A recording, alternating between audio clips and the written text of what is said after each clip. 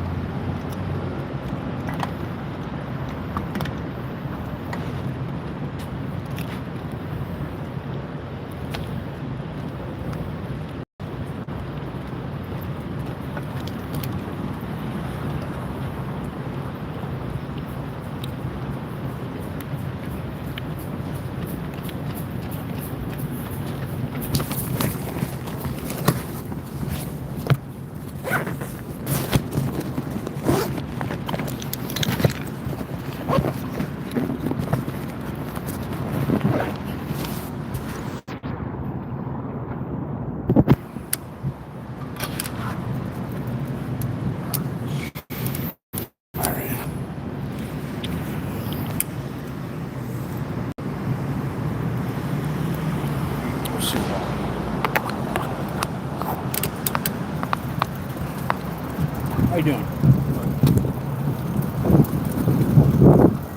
All right.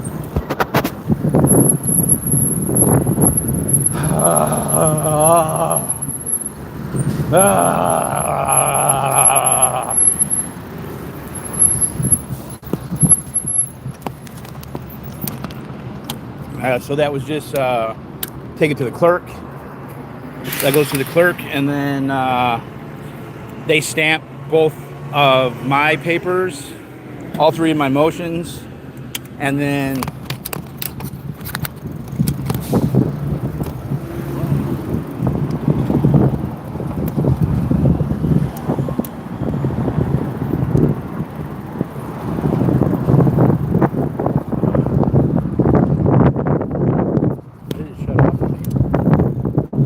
yeah, so basically, where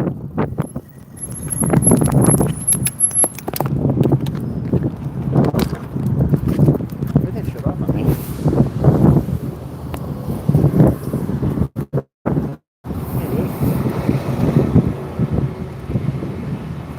the fuck's happening?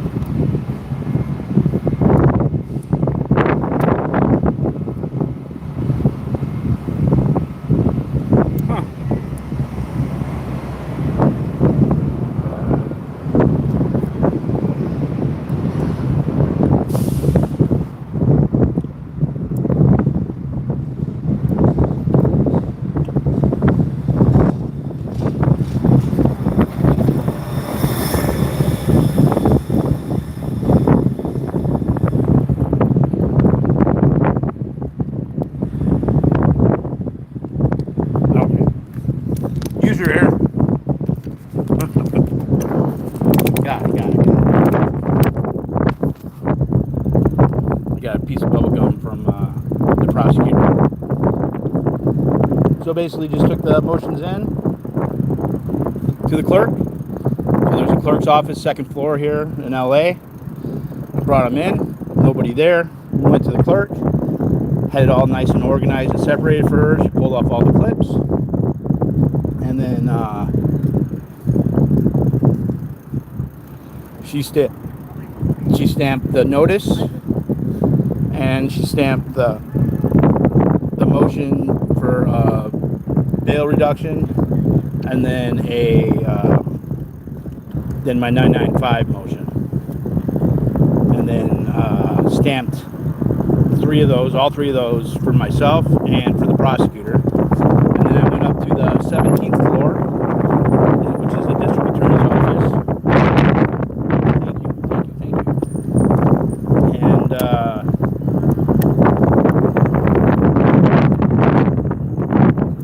in there, I handed them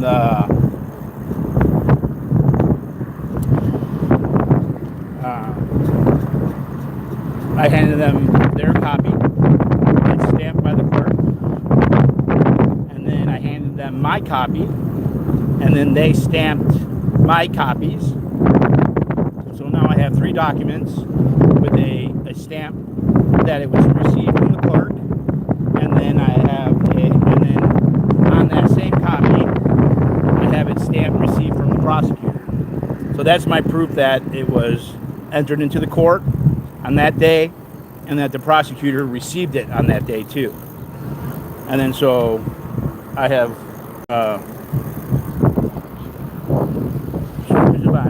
just gonna fuck around with me. And so yeah, that's it. That's how it goes. Oh shit, man. What a fucking nightmare that was.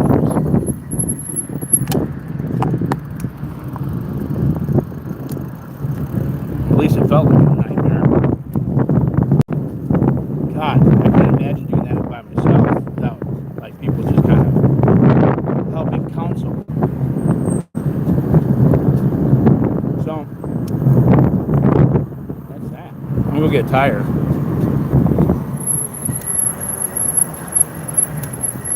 I'm in a much better mood already.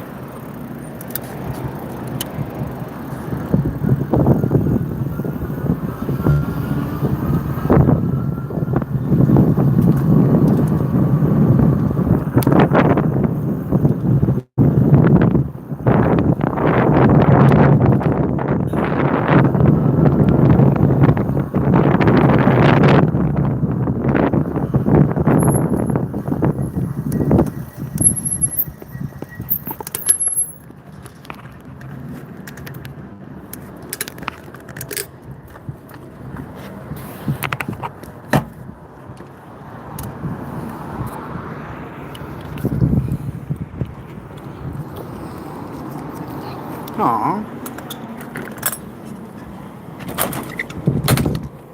It's nice to have trolls. You know that they care for you.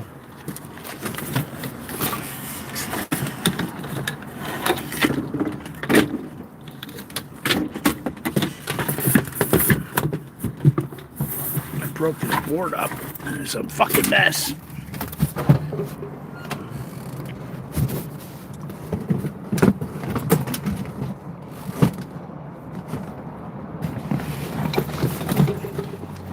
Oh, I can't wait to get all the little things done in here.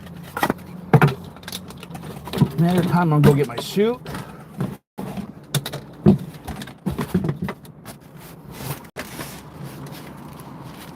Did I lose that?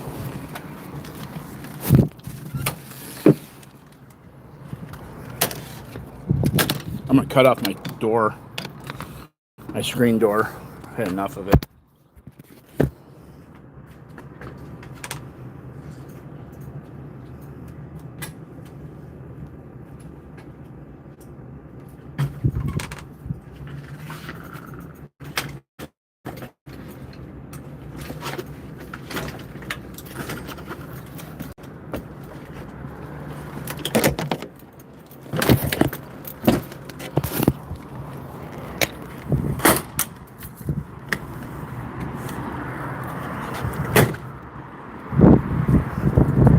Still got time on the meter too. 9 minutes. Looks like I've done this before.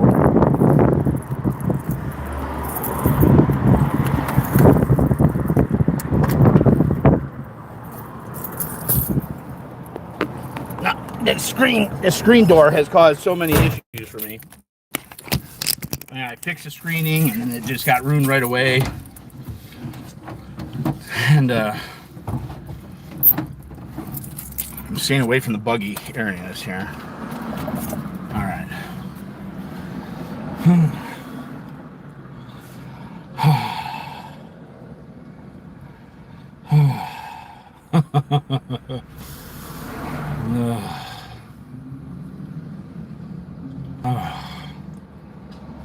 Like waves of relief.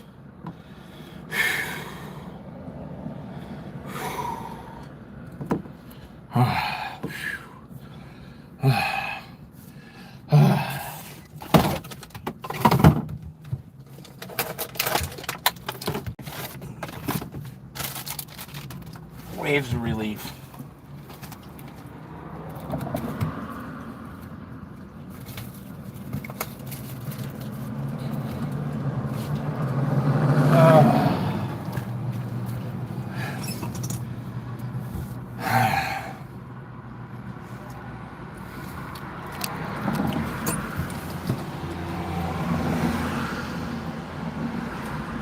What is it?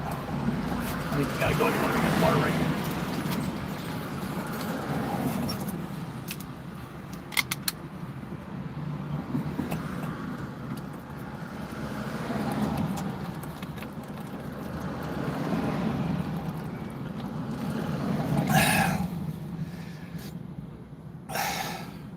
This dude's wearing pants and a hoodie. The fuck are you, psycho?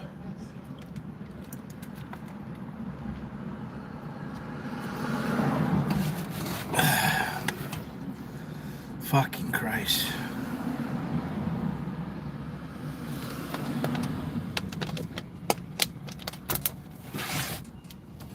Okay, cool. Get another phone here. Okay.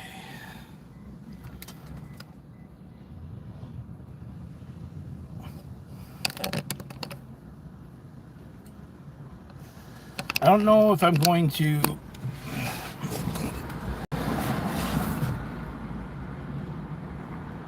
kind of feel like going north just for a couple days.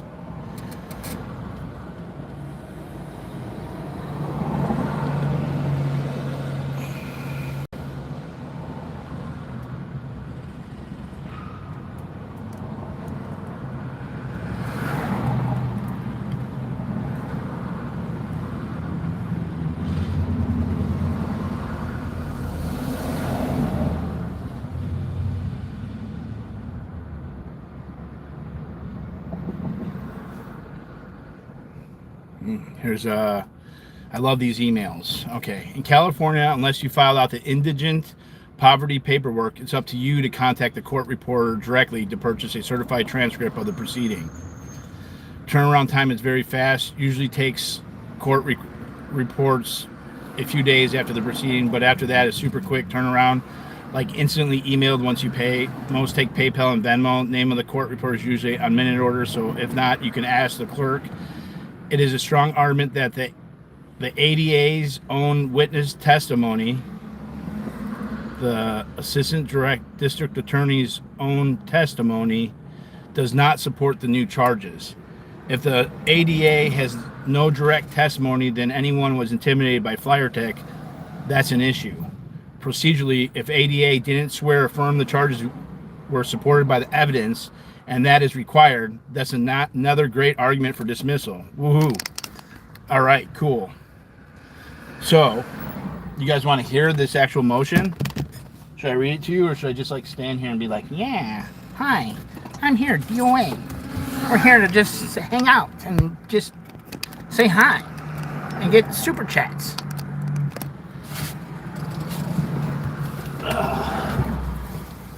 Woo! Fuck yeah! Done with that shit, man. Holy fuck.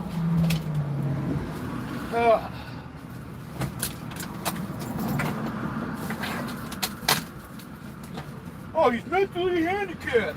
He's manic.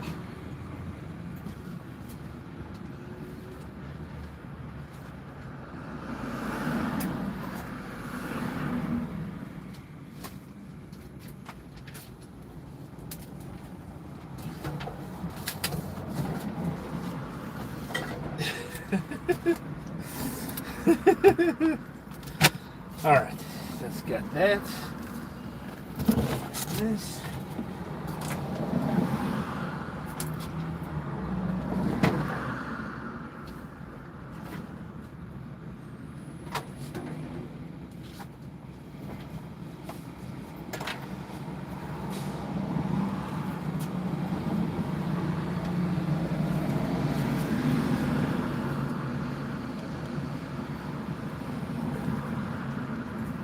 Yeah. Crafty little rattlesnake, you.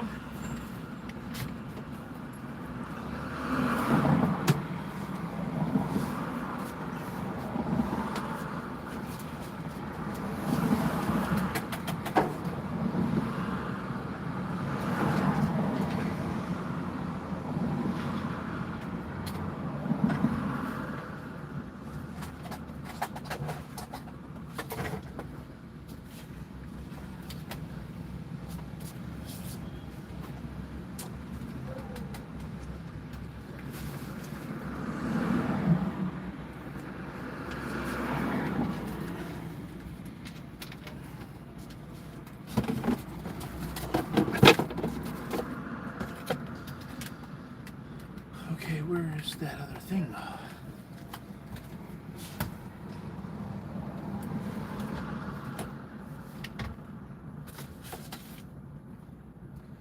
Huh. Damn.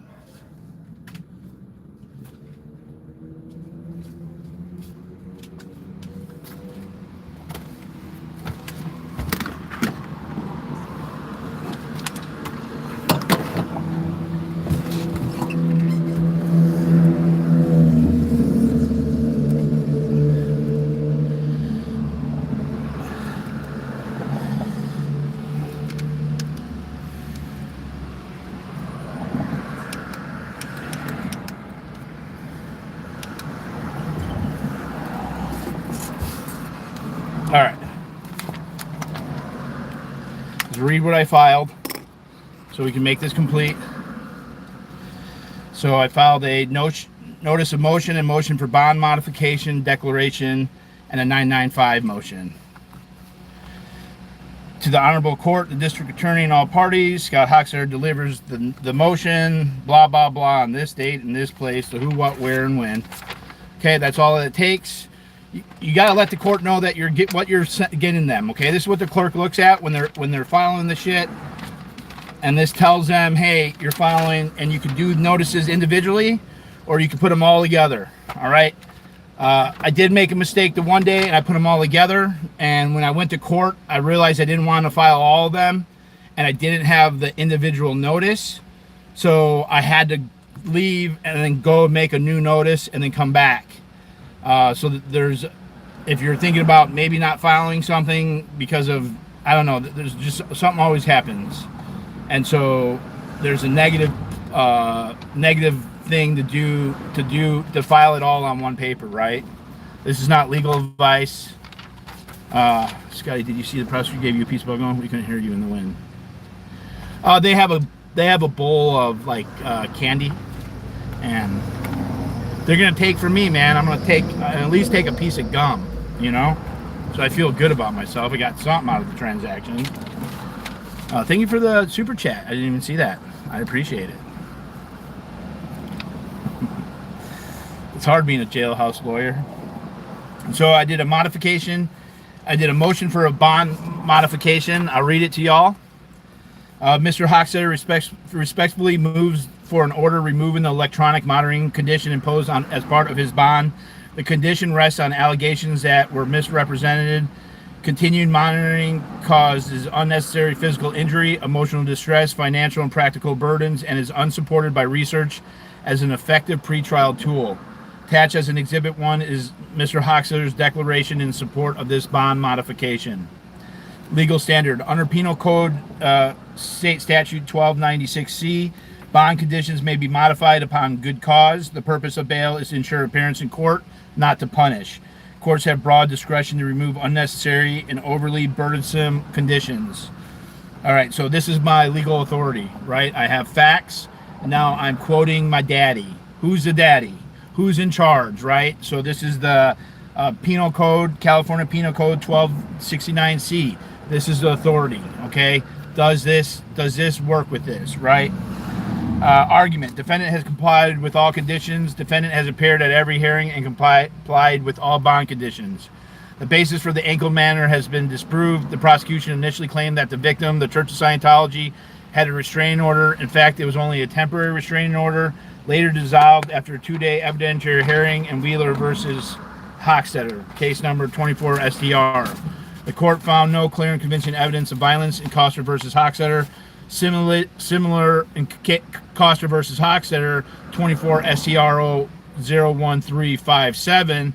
Similar allegations were raised and again rejected. The court held defendant's conduct was constitutionally protected and ordered the petitioner to pay $120,487.94 in fees.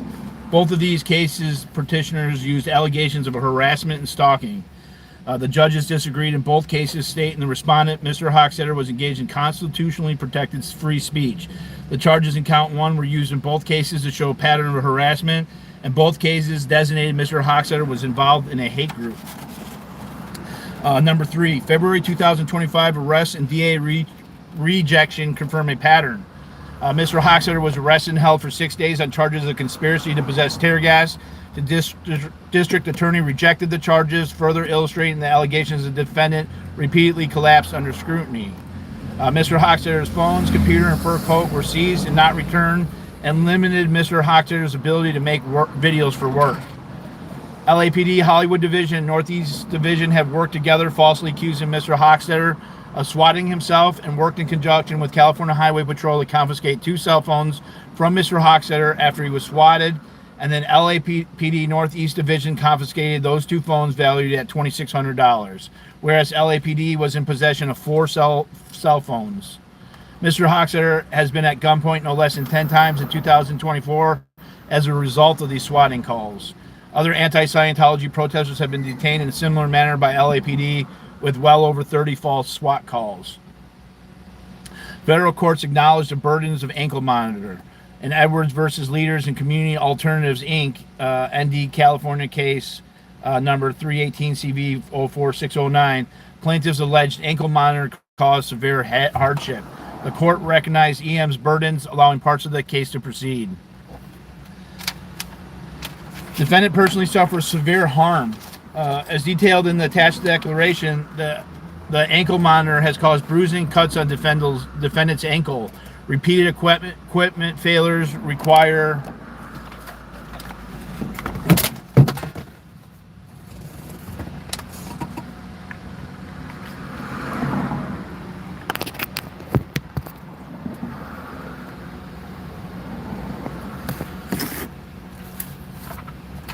I was about to lose y'all. You know the law of D.o.A. Never have a full battery.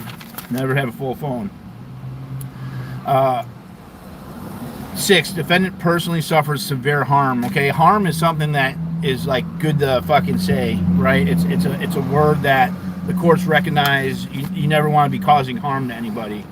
As detailed in the attached declaration, the ankle monitor has caused bruising, cuts on defendant's ankle, repeated equipment failures requiring exchanges, 2 hours daily tethered to an outlet, emotional distress, and an inability to swim untethered. An activity critical for health and the respondent's favorite activity. These lived harms align with natural research. 7, less restrictive means are available. Bond and reporting conditions sufficiently ensure defendant's appearance and safety. The ankle monitor is unnecessary and punitive. Conclusion: for this reason, the defendant respectfully removes for the electrical monitoring condition. All right, so then I attached as Exhibit 1, right, a declaration. Congratulations, Albino News Network, on your win. Good to hear. I like knowing that people are using the courts, and for your situation, the court was a big thing. And we support albinos here. This is an ADA safe place. Except for Lisa! Oh, I gotta get a different charger.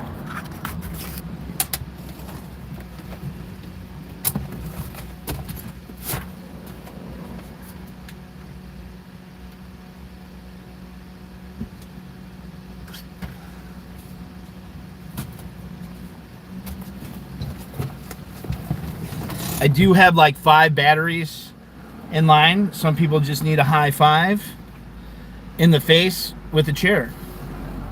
Thank you for that sticker. No, we support albinos here. Albino lives matter. Okay. So, I mean, have you ever even seen an Albino News Network, man? D.o.A.'s got some of the coolest friends. All right. Declaration of Scott-Hochstetter. I am the defendant in this matter. I make the declaration in support of my motion for bond modification to remove electronic monitoring. The facts set forth herein are true and correct of my own personal knowledge. The conditions of release included electrical monitoring through an ankle bracelet. The ankle, it's going to get organized. I'm ready. It's about to do another little. I got a bunch of little things I got to do, man. I'm ready to kind of complete some of the tasks. The The ankle monitor has been causing physical harm. The ankle monitor has caused bruising, cuts, and sores on my ankles. I have been forced to be tethered to a power source for more than 2 hours a day, causing great discomfort. The ankle monitor has malfunctioned on numerous occasions and had issues with the charging wires, forcing myself to travel an hour round trip numerous times to get the issue resolved. The ankle monitor is causing great emotional harm. My limited ability to engage in water activities has caused great emotional distress, as it's one of the main activities that I partake in for enjoyment, stress relief, and physical exercise. My overall mental health has been degraded and continues to be negatively impacted by these conditions. During the initial request for the ankle monitor, the prosecutor claimed that the alleged victim, the Church of Scientology, had a restraining order in place starting at the end of May 24th. This was only a temporary restraining order, which lasted only until the order could come before the court. The permanent restraining order was not issued and was rejected by the court, which, when found to be unsubstantiated, the prosecutor did not inform the court that it was rejected. The TRO was based on allegations that engaged in a plot to murder an attorney for the Church of Scientology, Kendrick Moxon, allegations of arson against the Church of Scientology, and allegations of attempted vehicular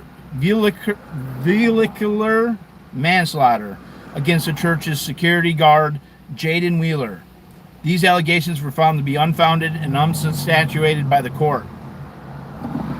Kendrick Moxon is the legal representative of the Church of Scientology and is working with the district attorney in this case and was lead counsel for Wheeler versus Hochstetter and Campus Phillip versus Valida Gonzalez and Daniel.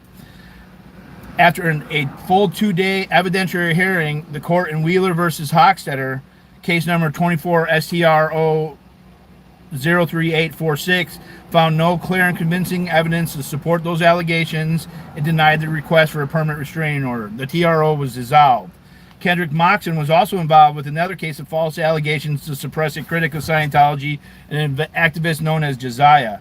The state of California versus Adler, Josiah was decided this year in downtown Los Angeles, where the felony charges did not make it past the probable cause hearing and were dismissed. Months before, the same allegations with the victims in charge 1 were later used again in Koster versus Hochstetter, case number 24 STRO 01357. The court found that my conduct was constitutionally protected activity, denied the request for relief, and ordered the petitioner to pay $120,000, $487.94, and my attorney's fee under the anti-SLAPP statute. In February 2025, I was also arrested and jailed for 6 days on charges of conspiracy to possess tear gas related to the offense of count 1.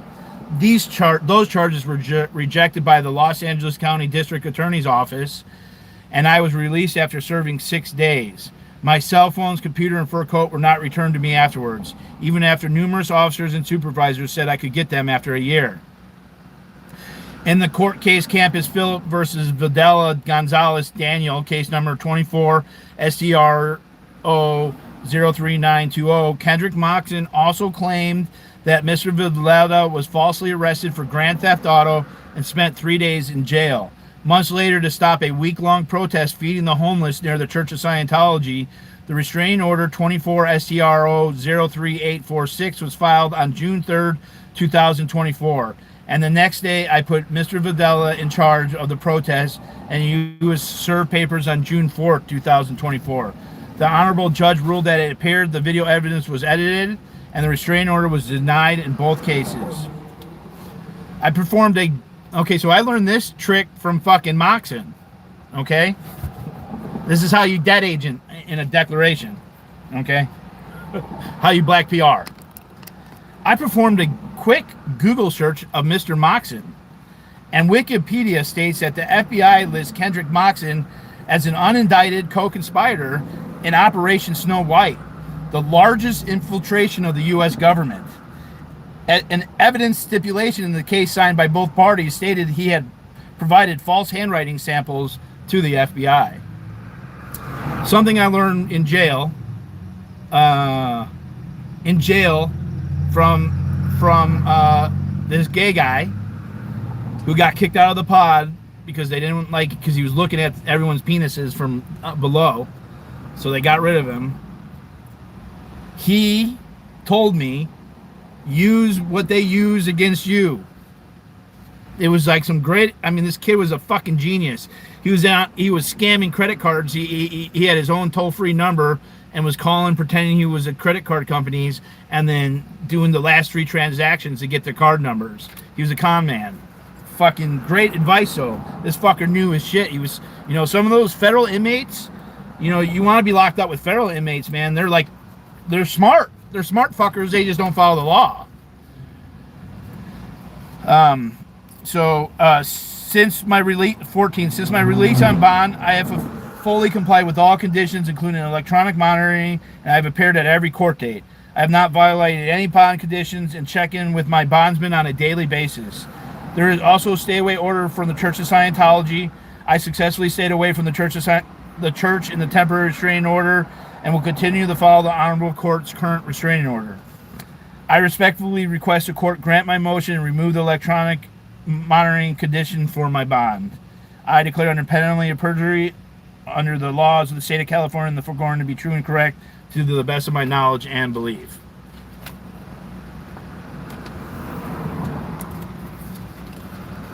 JLR the streamer. So that is the full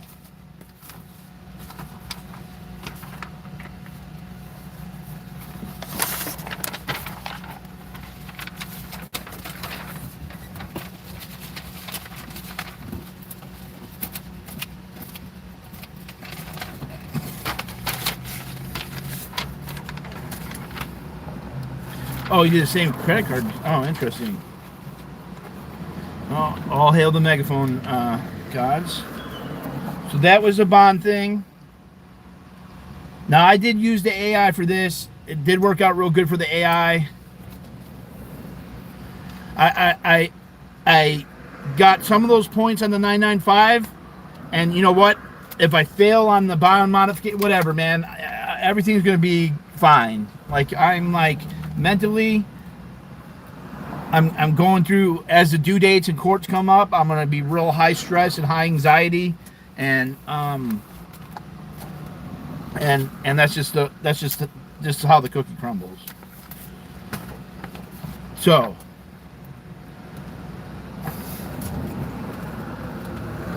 he has to answer to the bar on Friday. Why does he have to answer to the bar on Friday?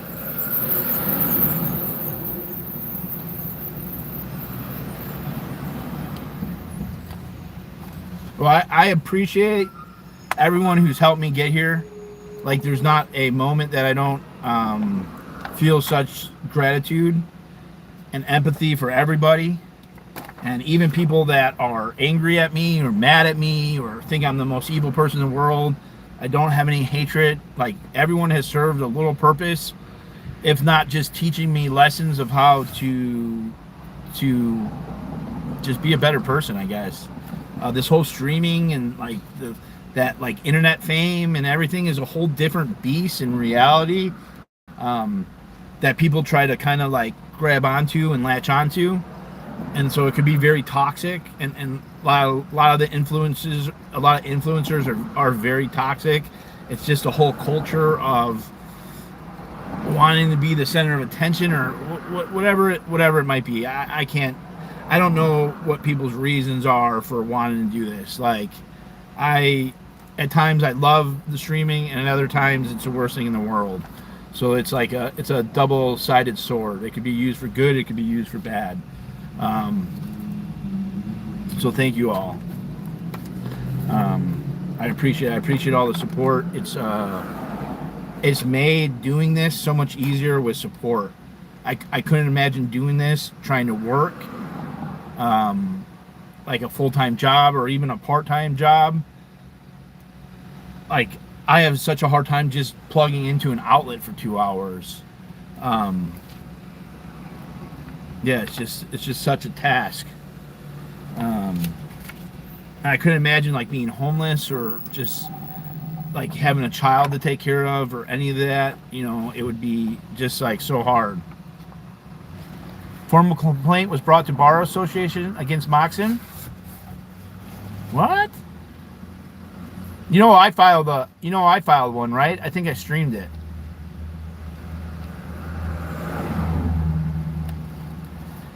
See, I'm gonna actually be at the building.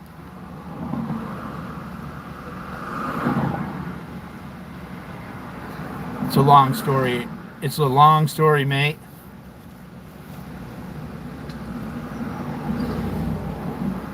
I streamed it? Okay. I couldn't remember if so much has gone on.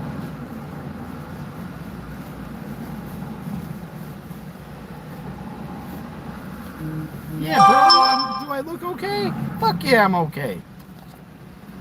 I'm better than okay. Fucking fabulous.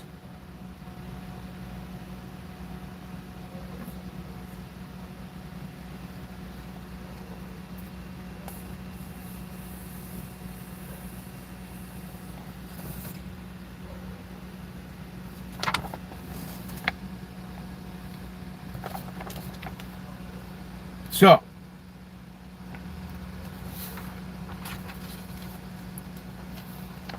well, okay, so most likely you're black. Anyone else? Okay, we're not doing that, man.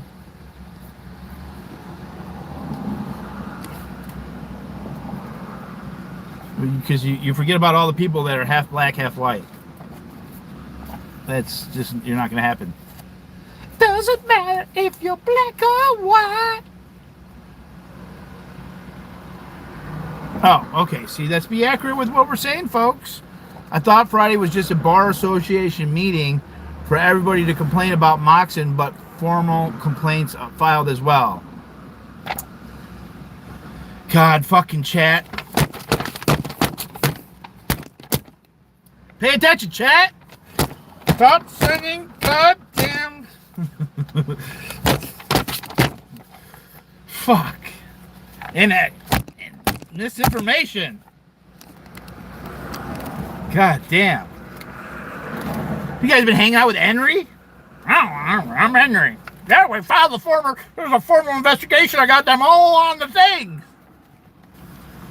God damn. Henry sent out an email. I knew it was fucking Henry. Like, I don't want to be associated with that fucking fuck. He sounds like the biggest fucking fuck ever. He's dumber than a fucking box of fucking rocks and cockier than fucking Streets. And it's hard to be cockier than fucking Streets. There's another person I'd like to say, but I'm not even going to name the name because we know he's cocky too. Stop being so fucking cocky. Full sentences with context, people.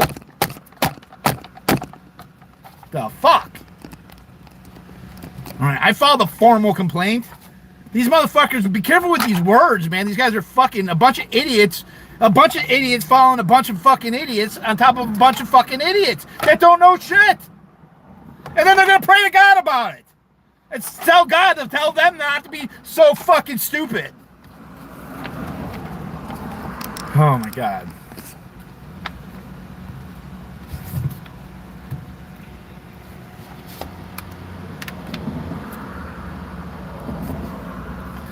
All right, let's get back to the shit. Hey, how you doing? She liked my band. She had a big smile.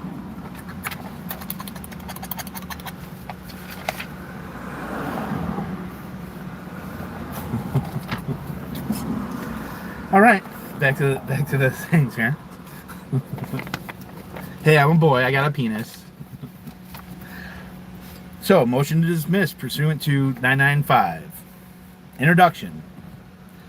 The law can be used very easily to harass, and enough harassment on somebody who is simply on the thin edge anyway, while knowing that he's not authorized, will generally be sufficient to cause him professional decease. If possible, of course, ruin him utterly. This quote was used in Religious Technology Center versus Lerma, 908 F Supplemental 1362, as part of a declaration of Mary Ann Werner, Vice President and Counsel for the Post, and the case of Religious Technology Center versus Lerma, RTC versus Lerma, whereas Mr. Werner directly quoted L. Ron Hubbard's beliefs, which form the alleged Church of Scientology's beliefs. The court in RTC versus Lermont stated as follows. The court finds that the motivation of the plaintiff in filing this lawsuit against the Post is reprehensible. Although the RTC brought the complaint under traditional secular concepts of copyright and trade secret law, it has become clear that a much broader motivation prevailed: the stifling of criticism and dissent of the religious practices of Scientology and the destruction of its opponents. L. Ron Hubbard, the founder of Scientology, has been quoted as looking upon the law as a tool. Religious Technology Center versus Lerma, 908 F Supplemental 1362. Likewise, defendant Scott-Hochstetter, Mr. Hochstetter, is currently on the brink of utter ruin due to this and previous actions of Church of Scientology against him.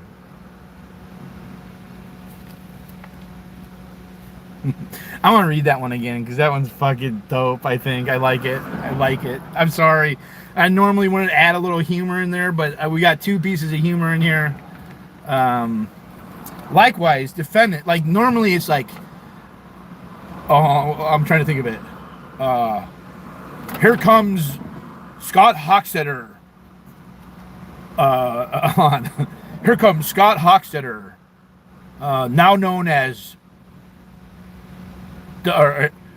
defendant now comes Scott-Hochstetter, hereon known as the defendant, and asks this court and prays that this court does blah blah blah blah blah pursuant to some authority, author, book, Bible, rule, statute, code, local rule, canon rule of the Bible, right?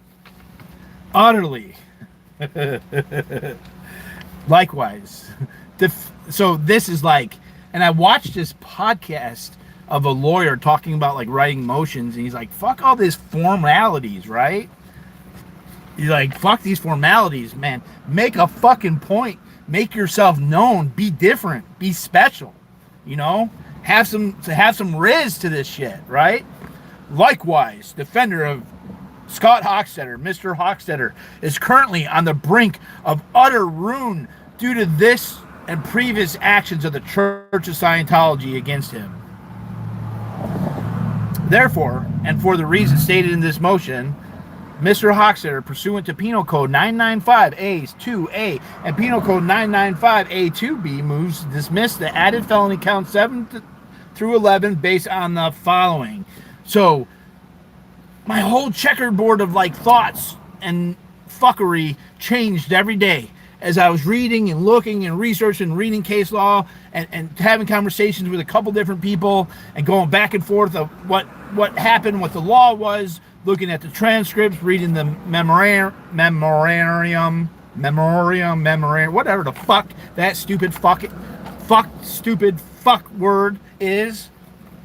I realized that my biggest thing is this unverified information, which this email just said, right? So that was my first argument. You know, you really want your strongest argument first, I would say, and then follow it with a bunch of bullshit, right? Because all the other bullshit doesn't matter, because the first one matters the most. Memorandum. Why couldn't they say like they're brief, or you know, this fucking, you know, they gotta make shit difficult.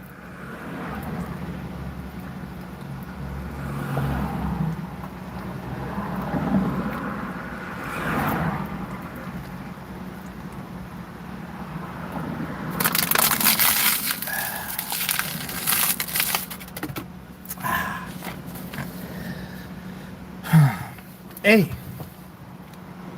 Unverified information. The information was not verified by the prosecutor and was not sworn under threats of perjury by any official during or before the probable cause hearing pursuant to Penal Code State Statute 806.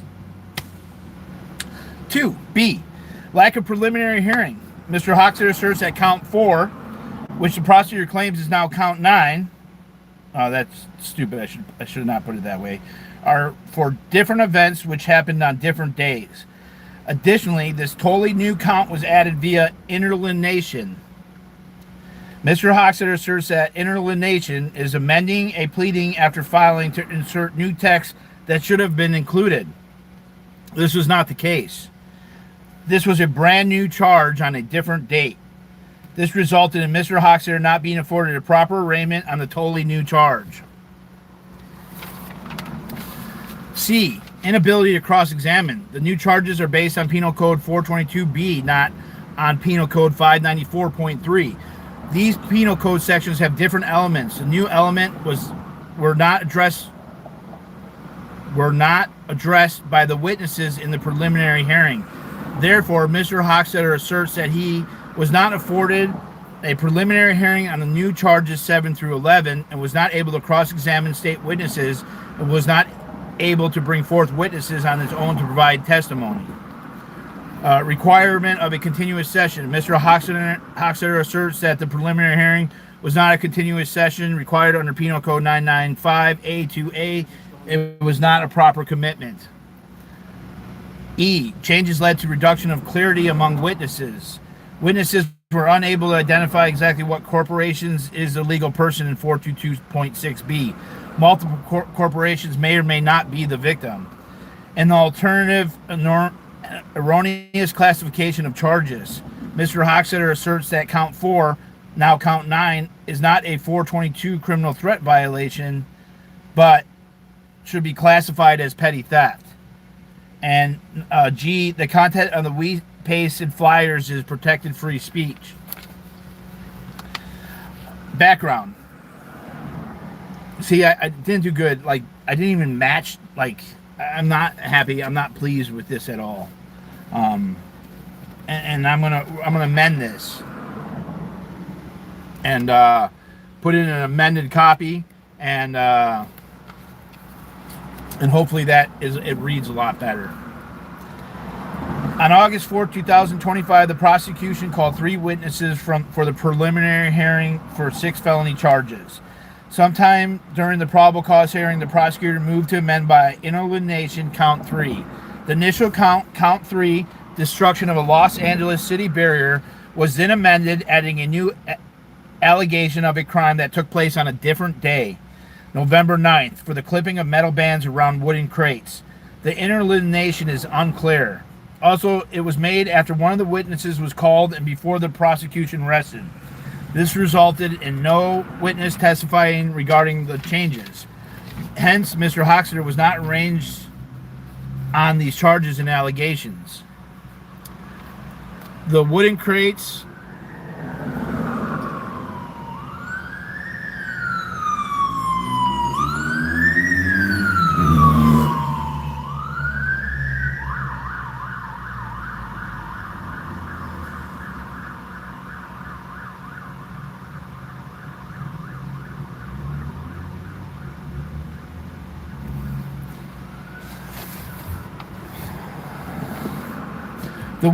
were obstructing the public sidewalk in front of a single-family home, 4806 Fountain Avenue, a salon, 4810 Fountain Avenue, and a privately owned hotel owned by a private company located at 4816 Fountain Avenue.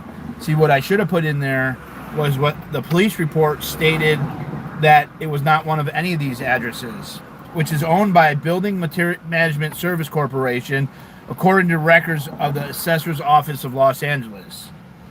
The wooden crates were filled with what appeared to be unpermitted fill obtained by unpermitted digging at the hotel run by Building Management Service Corporation.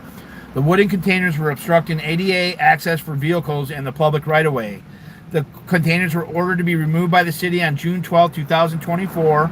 Notice of violation number 083117. A site evaluation that was conducted for ADA accessibility ultimately caused the planters to be removed the next day after a half a year of obstructing the sidewalk. Counts 8 and 11 involve these wooden containers as well as count 6. Moon taxi, yo.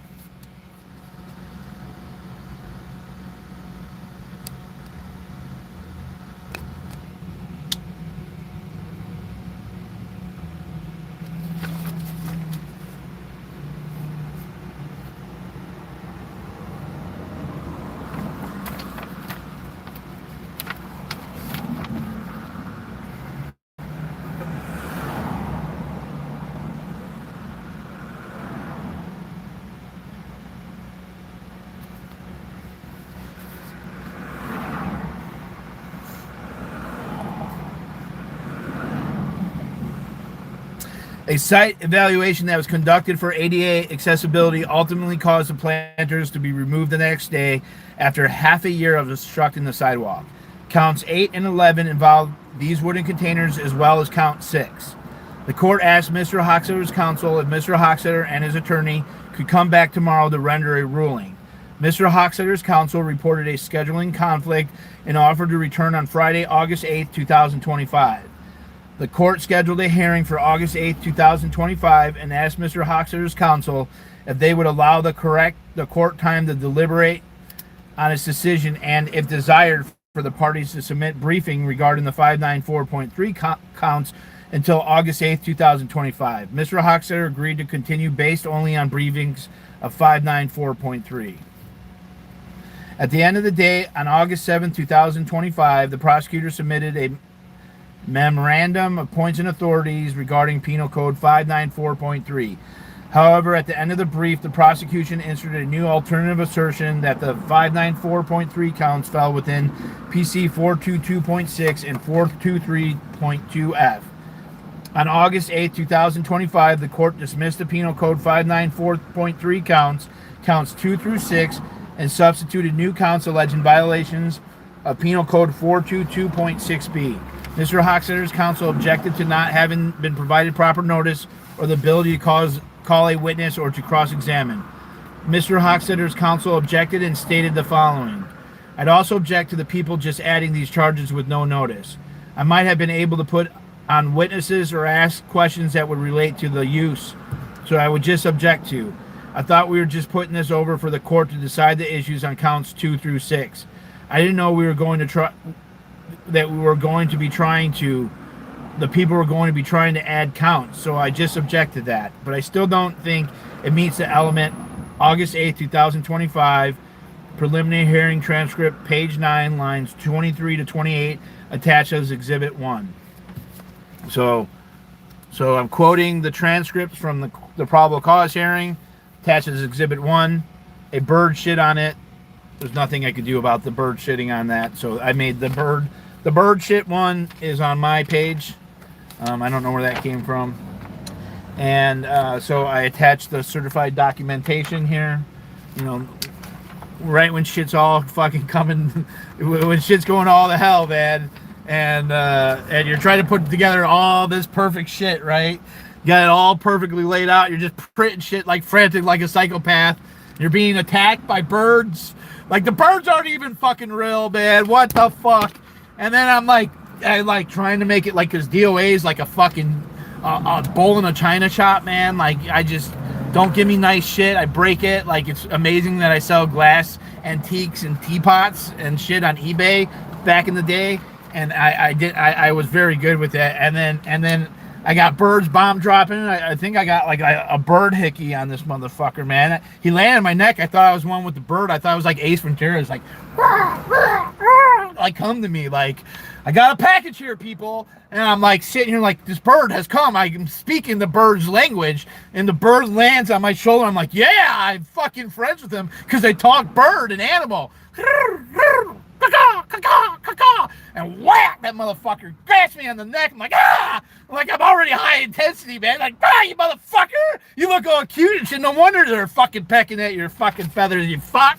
And then he fucking flies and dry bombs me, man. And then I'm putting all the papers on, and then the fucking bird flies over like I'm gonna drop a fucking piece of shit on you too. Like, rah! Shit drop. Like, you motherfucker.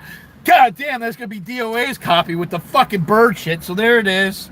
Very small, but shit. Anyways, getting back to the story. God.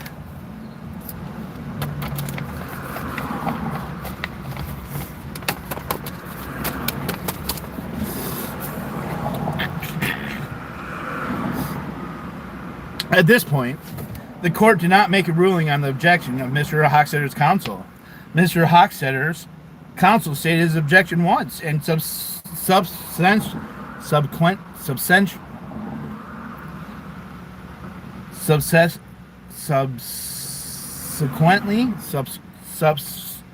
subsequently repeated it twice, totaling 3 3 times. Damn, that's a double print. Fuck. I should be marking this as I'm reading this.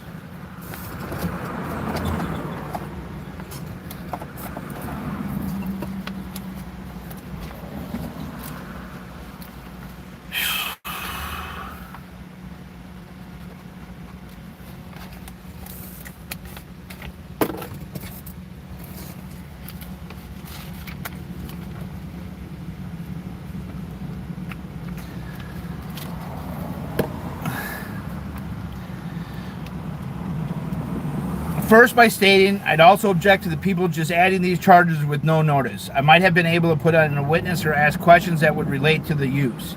Secondly, by stating, so I would just object to. And thirdly, by stating, so I would just object to that. To date, no preliminary hearing has been held on the added counts 7 through 11.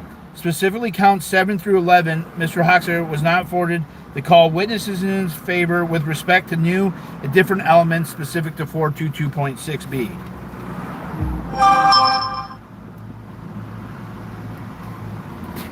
Argument. A. Amended charges were not verified. 1. Penal Code 8 subsection or state statute 806 states the amended complaint must be verified but may be verified by some person other than the one who made an oath to the original complaint. In the prosecutor's memorandum of points and authorities regarding Penal Code 594.3, Exhibit 2, the prosecution continued to argue about the original counts 2 through 6 as instructed by the court on August 4th, 2025, but then went further and asked to add counts 7 through 11 under the new Penal Code, which entailed new elements. The prosecutor signed the document as is customary, but the verification of the document was not finalized because the memorandum did not contain the words affirmation under oath or penalty of perjury as required by 806. Okay, B. Defendant was not afforded a preliminary hearing on counts 7 through 11. Penal Code State Statute 109. So these are my authorities. So on A, my authorities, State Statute 806. 806 says that the complaint needs to be amended. I make argument. I put in facts via argument that it was not signed under oath. Okay, that it was not original on. It must be verified. So I was looking up verified, and I really didn't get the answer. Okay, the verified is in civil suits. Verified is sworn under oath, and you could do a verified claim or an unverified claim, and a verified complaint. I'm not sure. It should be claim, but it's probably complaint. A verified complaint or unverified complaint, complaint, whatever. They're radically different things, but they're not. They are and they're not. It depends on who you ask. Verified is under oath. Non-verified is not under oath. The purpose of doing it non-verified is that when you get discovery is not your friend, or it is your friend. When you get discovery, and if you find out that things that you asserted or declared or stated as fact were not fact, you could get in trouble because you perjured yourself. So you have to be very careful that when you do a verified claim or you swear under oath, that what you're saying, that it's what you are saying, not what somebody else is saying, not someone wrote it on the internet and told you. It's what you said, is what you believe and what you fully understand, because you're the one swearing under oath. And if it's not true and correct to your best of knowledge or belief, man, you're going to jail. Now, if you want an unverified, so blah, blah, blah. B, I'm trying to teach you fuck something. I know. You guys can fucking learn. I don't care. Chet needed to fucking yelling, man. I needed to get it out on you fucks. I don't think you're fucks.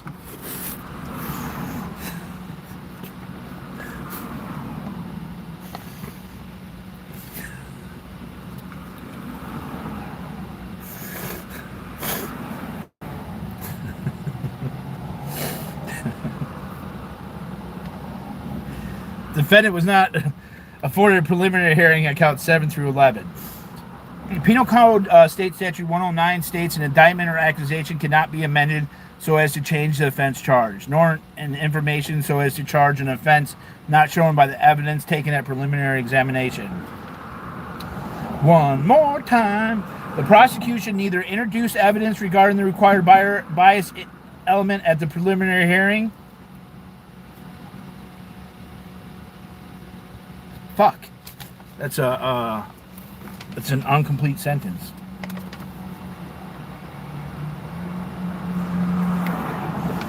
The state must prove that Mr. Hochstetter's bias was a substantial motivating factor and not just a trivial or remote one. Mr. Hochstetter contends that once the prosecution rests and the court rules, the preliminary hearing is done. In this case, the prosecution rested on the 594-3 charges, and the magistrate ruled dismissing those charges, thereby completing the preliminary hearing. The court then added entirely new felony counts in the ruling under 422.6b without providing Mr. Hochstetter an opportunity to adequately address these new counts by confronting witnesses or presenting evidence on the new elements, leaving him an unfair disadvantage to answer the new allegations with evidence. Penal Code 594.3 does not require bias. 594.3 states, any person who knowingly commits an act of vandalism to a church, synagogue, mosque, temple, building owned and occupied by a religious educational institution or other place primarily used for a place of worship where religious services are regularly conducted, or a cemetery which is shown to have been a hate crime and to have been committed for the purposes of intimidating and deterring persons for freely exercising their religious beliefs, is guilty of a felony punishable by imprisonment pursuant to subdivision H of section 1170. In contrast, the plain language of Penal Code 422.6b requires proof that Mr. Hochstetter damaged or destroyed property for the purposes of intimidating or interfering with another person's exercise of constitutional rights, and that the act was motivated in whole or in part by the victim's actual or perceived protected characteristic. The parenthesis, whole or in part, close parentheses, because of one or more of the actual or perceived characteristics of the victim. The whole or in part, close parentheses, addresses bias motivation and is specific to Penal Code 422.6b and is not part of 594.3. So B, a person, whether or not acting under color of law, shall not knowingly deface, damage, or destroy the real or personal property of any person for the purpose of intimidating or interfering with the free exercise or enjoyment of a right or privilege secured by the Constitution or laws of this state or by the Constitution or laws of the state, in whole or in part because one or more of the actual perceived characteristics of the victim listed in subdivision A of section 422.55. Nope. The judge never makes any mistakes.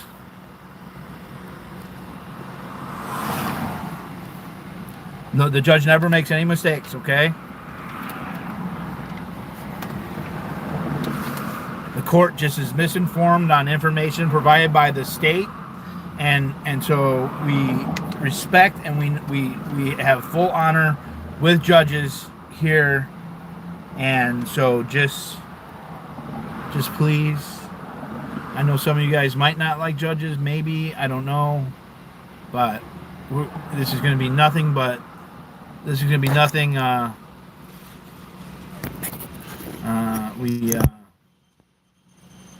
yes. So anyways,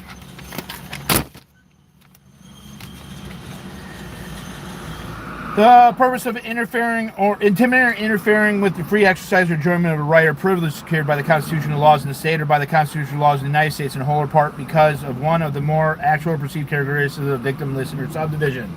Okay, so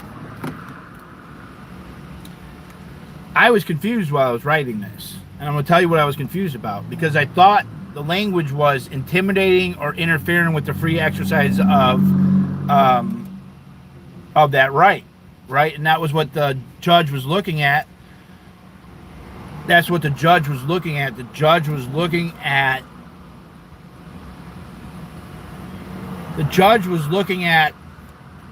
for the purpose of intimidating. All right? What they did not look at was the language, the whole or in part. And I, over my head, I skipped through it. but the AI said that it was all bias, that 422.6b was based on bias. Memo. Oh, is that what memo is short for?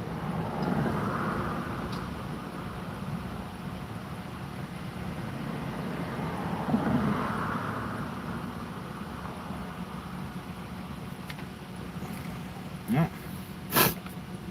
Oh, you learn something every day, huh? So, I was thinking that the bias was the purpose of intimidating. But the bias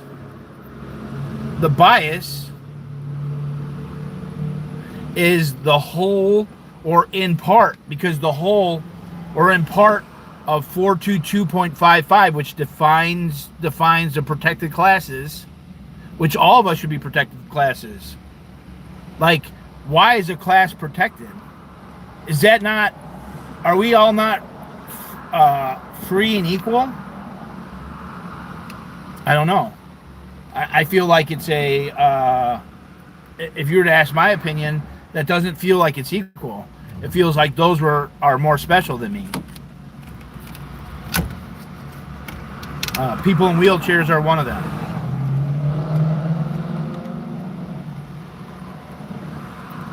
It sounds like they're biased against me, right? Shit.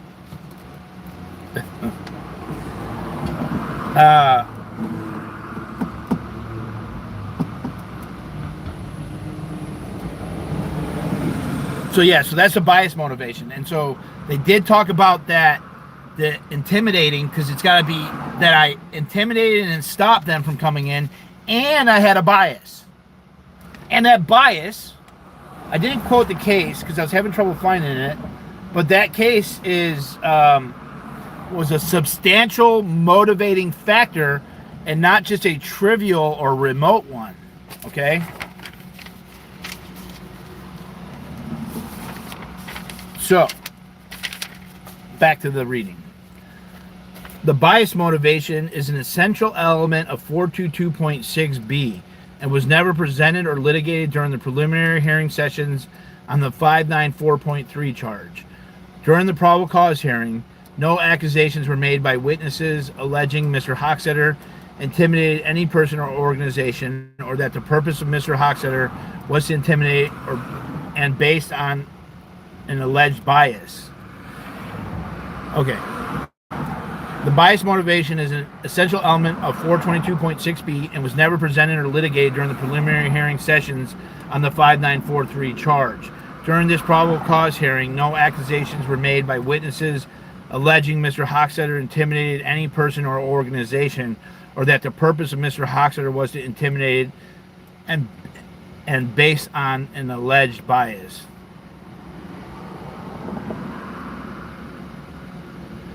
We're getting there, Sue. Yep, you know that. I mean, you know that. C, Mr. Hochstetter has a right to one session.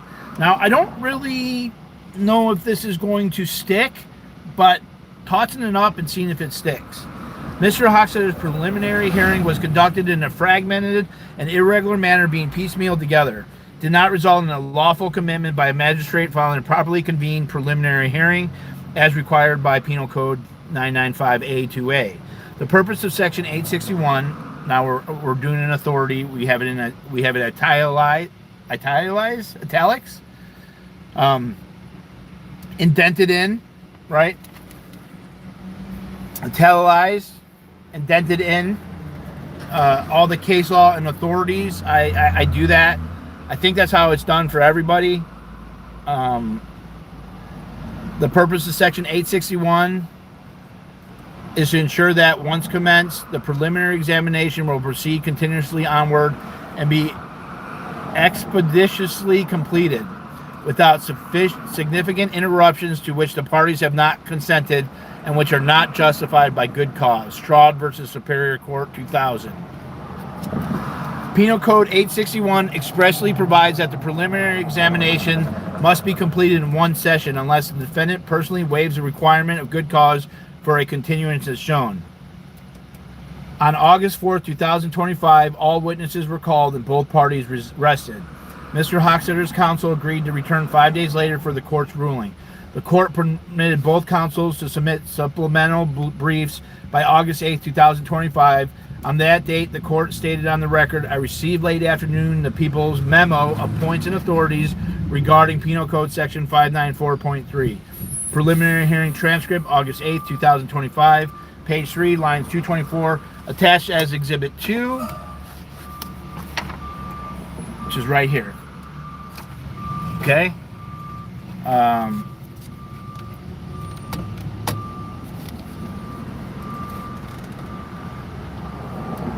Penal Code 861 expressly provides that the preliminary examination must be completed in one session unless the defendant person waives the requirement.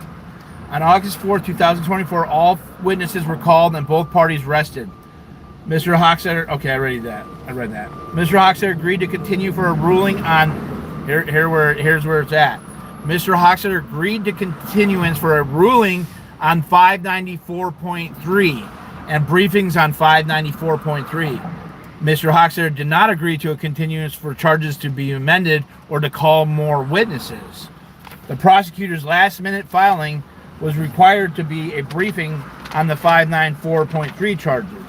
Mr. Hochstetter did not agree to start the preliminary hearing over again or to allow the prosecutor to call more witnesses or to argue new charges that had been newly presented. Mr. Hochstetter's agreement to waive his right to complete the hearing in a single session was made without full disclosure. Specifically, he was not arraigned on the charges that were amended. This undermined fairness and transparency of the proceedings. Okay, D. Not clear what corporation is the legal person in 422.6b.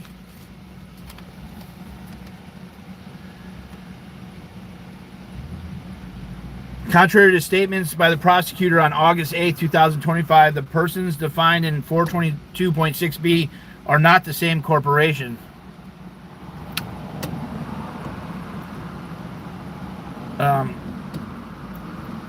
Contrary to statements by the prosecutor on August 8, 2025, the persons defined in 422.6b are not the same corporations. I just reread it.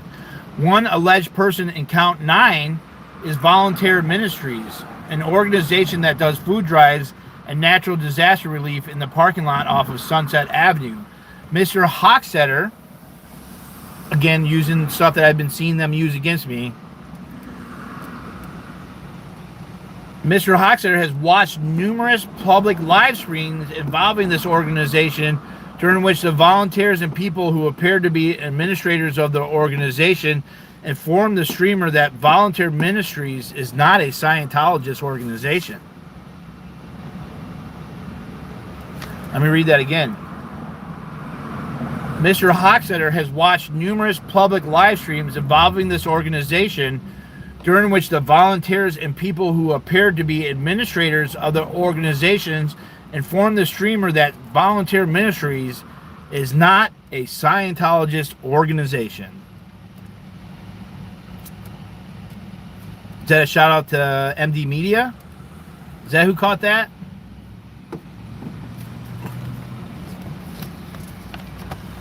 I think that's a shout out to MD Media.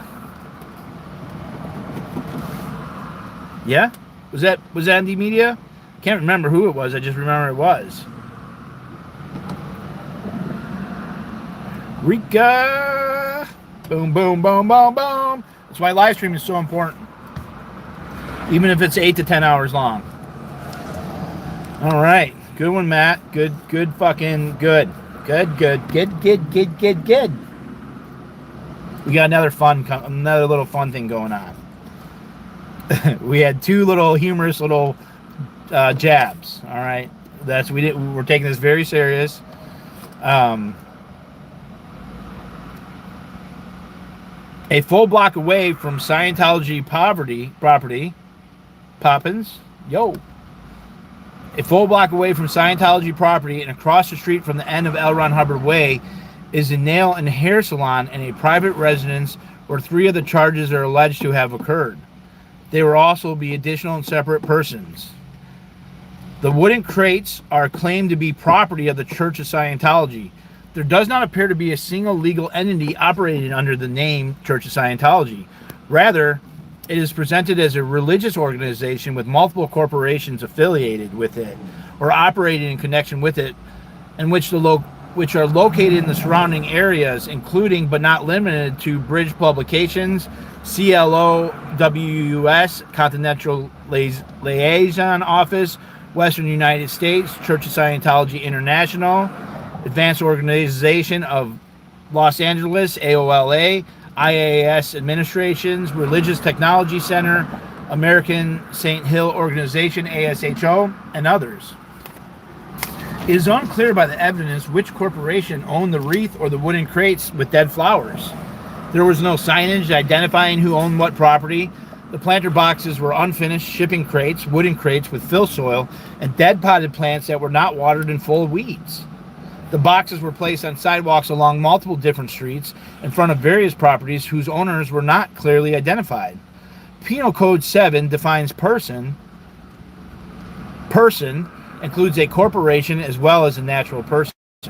The Church of Scientology is a religion, not a corporation. While the Church of Scientology operates as a conglomerate of interconnected, ostensibly independent and interrelated corporate entities, including non-profit organizations, rather than a single corporation, there is not a singular corporate entity named the Church of Scientology that could be considered the person, as it exists in some places, and there is no property record that identifies a Church of Scientology corporation with an address containing the wooden crates. Oh, did we pull that out? Aww.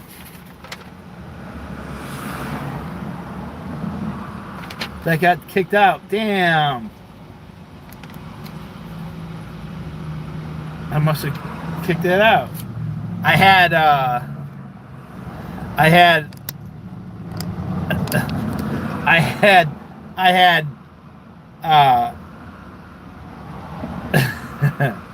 well, it's weird that reverted back to all that, because I changed all that language. We put new language in it, and it went back to the old language, and it took out that thing.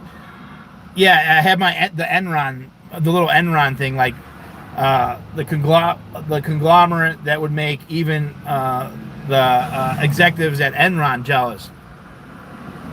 No, we actually changed the wording of that, because that was a suggestion from David, and then we changed it because it was like a lot of adjectives, and then somehow we changed it, and then it went right back to that, and that thing was still in there. So whatever. E, partial transcripts were not turned over. I could do it in oral argument. Okay, you guys, the 23rd should be a treat. You're gonna see me in action arguing. It's gonna be a treat, man. It's gonna be a treat. So I'll use that little argument there. Partial transcripts were not turned over for the preliminary hearing. Now, I don't think this is. I don't know. I don't know if this is thing, but it's there. Mr. Hochstetter has not been provided with the transcript from August 4, 2025, which violates his rights to due process. As of September 8, 2025, Mr. Hochstetter has yet to receive transcripts from the preliminary hearing, despite having sent correspondence requesting these transcripts from the prosecutor. Mr. Hochstetter's counsel received only the second half of preliminary hearing transcripts before stepping down as counsel.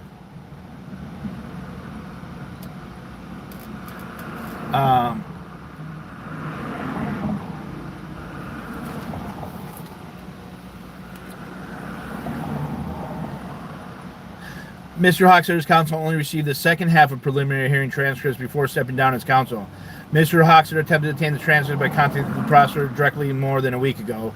Because a record of the exact verbiage of the witness was not provided and is therefore not known, Mr. Hochstetter respectfully reserves the right to amend once he is in possession of the transcripts so that the details are full and accurate recorded, including statements per verbatim, which are necessary for Mr. Hochstetter to review and respond.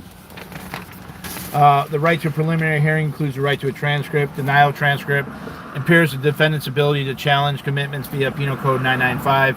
A transcript is a constitutional necessity for fair trial rights. People v. Ullman, 1973, California 3rd District. In the alternative, the current charges of counts 8 through 11 did not have any testimony about flyers being put up, or that crimes were in a crime spree, an organized plan, or were connected in any way. If the court deems that the wheat paste charge satisfies the element of probable cause for count 7, Mr. Hochstetter asserts that the charges 8 through 11 are not related to count 7 and therefore lacking the required element of bias. Not one witness testified to any evidence from the alleged purpose of intimidation and to the bias or intent of Mr. Hochstetter. Furthermore, no witness testified as to what right was being infringed upon. Wheat paste is made of flour and water. It's a natural, organic, biodegradable, non-toxic, and temporary adhesive. It is used all across Los Angeles to affix signs to walls, poles, and wood, and has been used for hundreds of years. Even the initial police reports state that no damage was done by the wheat paste. The police did not arrest Mr. Hochstetter after making contact with him and gave him a warning about wheat pasting. Mr. Hochstetter stopped. Only after numerous attempted private person arrests at both divisions about attacks at Scientology did authorities from Hollywood and Northeast Division proceed to file a wide array of charges against Mr. Hochstetter. A temporary restraining order was also attempted and denied. Yeah, well, most people are stupid. And they think because I have an RV and I live and I travel and I don't want to be subjugated to a 30-year mortgage and insurance and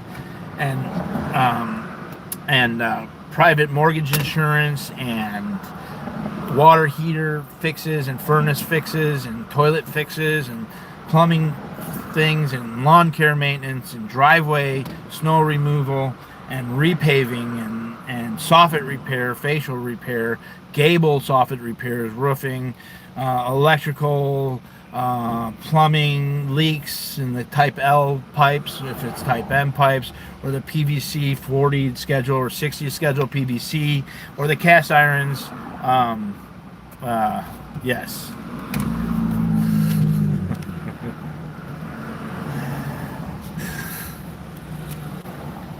In the alternative, the current charges of counts 8 through 11 did not have any testimony about flyers being put up or that the crimes were a crime spree, an organized plan, or were connected in any way.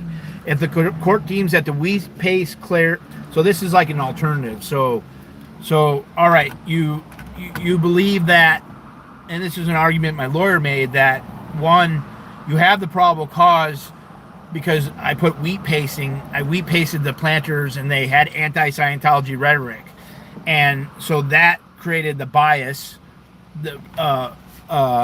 fulfilling the element of 422.6b of the intent or willing to, hold on, what is it? I gotta know that by heart. Let me look. The whole or in part. The whole or in part. That the whole or in part was satisfied by this wheat pasting to establish a bias. Those biases were not included in the other charges, and no witness, the two witnesses did not testify to some big plan, some like conspiracy, some RICO or anything.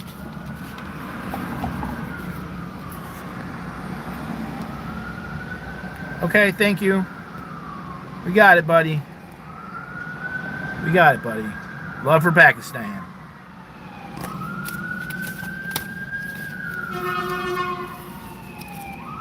Well, thank you.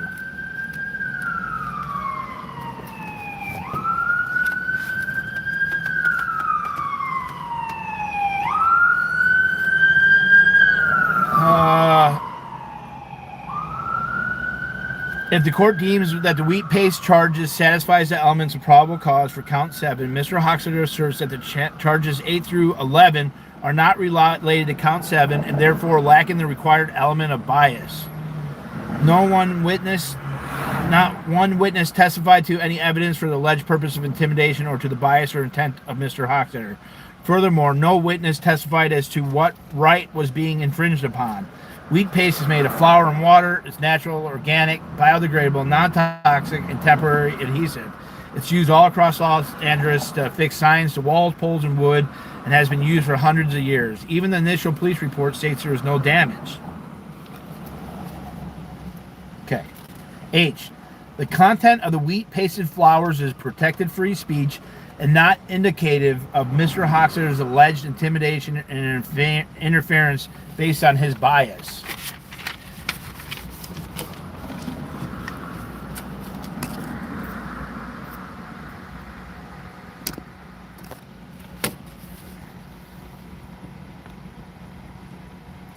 It states that wheat paste is legal.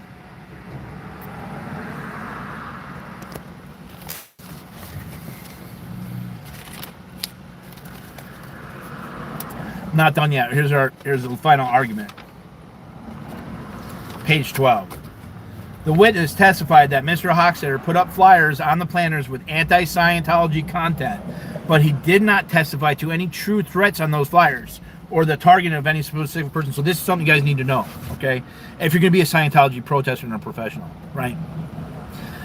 First off, you can pray to Jesus all you want, but you actually got to fucking do work to learn all this shit. And you got to talk to a lot of people, and your head's going to hurt, okay? Praising to Jesus is a lot easier. Like, amen, Jesus, please help me with this.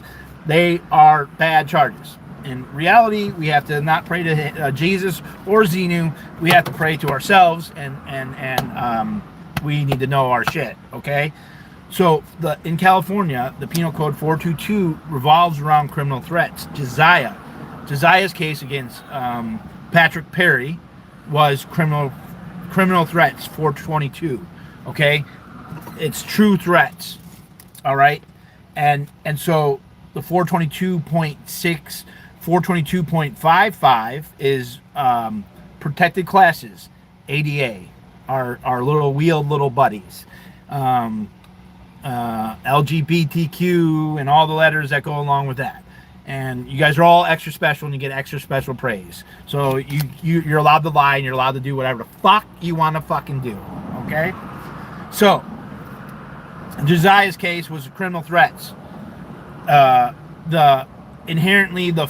422.55, the 422.6 A and B and C, 422.7, the felony accelerator, a felony acceleratory cause, and the 422.75 state prison enhancement, all revolve around threats, criminal threats, okay?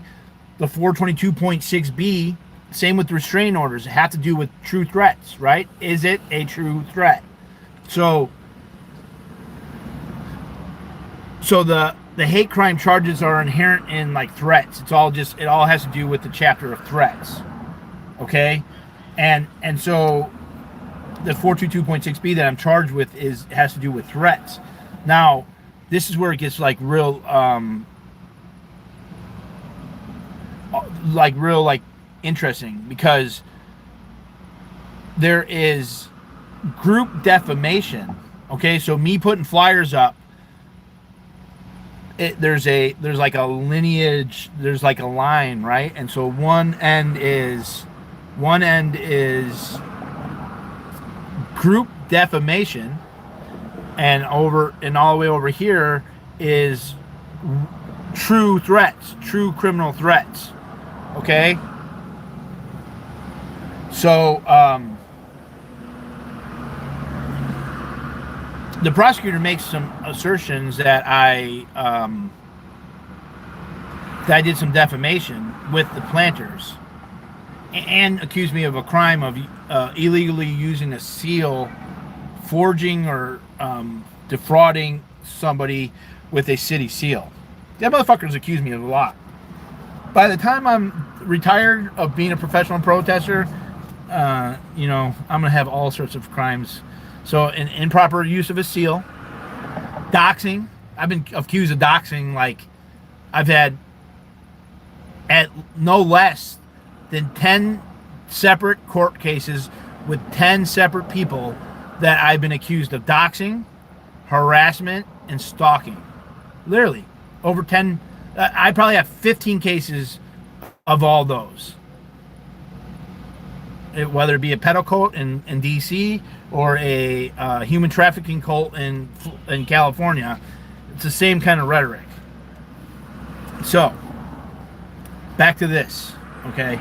The witness testified that Mr. Hochstetter put up flyers on the planters with anti-Scientology content, but did not testify to any true threats on those flyers or the targeting of any specific person. Now, that was very specific in my restraining order cases against Jaden Wheeler and against Francois, that there wasn't any specific threats to anybody, right? So that's why you gotta be careful when, like, with the Scientology stuff of like saying too much, like saying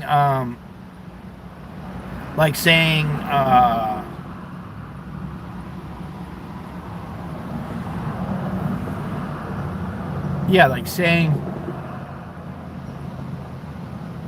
like, hyper focusing on one person, right?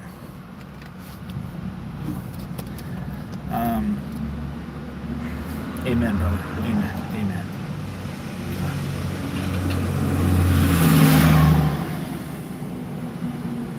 Okay, here. However, the witness testified that he did not even know the content of flyers attached to the wooden containers. It would be impossible for a witness to comment about a flyer being anti-Scientology or anti-religion if the witness cannot remember the information related by the flyer. It is Mr. Hochstetter's assertion that if a witness is unable to recall the content of the flyer and is unable to testify to any true threats contained on the flyers or the targeting of a specific person, then the witness is not credible and is not testifying as to probable cause. The prosecutor stated, okay, now we're quoting this, italicized, we have this series of acts starts with the defendant plastering these planters with anti-Scientology rhetoric, posters, defamation, as well as falsified California and Los Angeles County seals. All of this shows the defendant's clear intent with his subsequent actions on the same property. August 8th, 2025, preliminary hearing transcript, page 10. They literally used the prosecutors. The prosecutor is testifying to the intent. Okay? Let me say that again. The prosecutor is testifying to the intent or the bias, the wholly, hold on, what is it? Wholly or in part? Fuck, I gotta remember that. Chat, you remember the thing? In whole, okay. In whole or in part. Is that right? Because you guys are all learning. Well, he can testify, but you got a Hobson's choice. Are you going to be a witness or are you going to be the prosecutor? Because when in whole or in part, okay, you guys remember that, man. This shit's important, especially if you're protesting Scientology. These fucks, they don't give a fuck about you. And I'm not talking about the Scientology. I'm talking about the anti-Scientologists. They don't give a fuck about you. None of them have been goddamn deprogrammed at all. They have been not deprogrammed. The vast majority of them are sticking shots in their fucking body.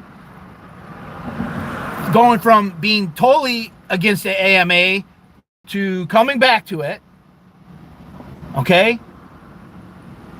And they don't give a fuck about you. So if you're going to be protesting Scientology, you have to understand that all these motherfuckers are out for themselves.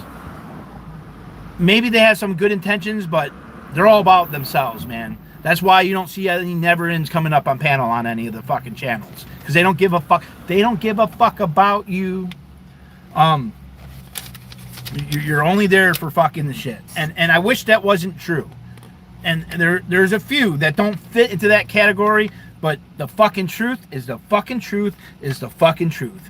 And I don't think that they have the tools that they need to understand that. And that's why Scientology is dangerous. Okay? Therein, hence, lies the issue. All right? And none of them were taught law. In fact, they thought that taking advantage of the law was the way that you operate with the law. So, and I'm saying that with love. I'm not saying that with hatred. I'm just saying with this is the facts. This is this is what it is, in whole or in part. Okay? Maybe I have a bias. Oh, man, what an argument right there. Not only does D.o.A, Defender of Ants,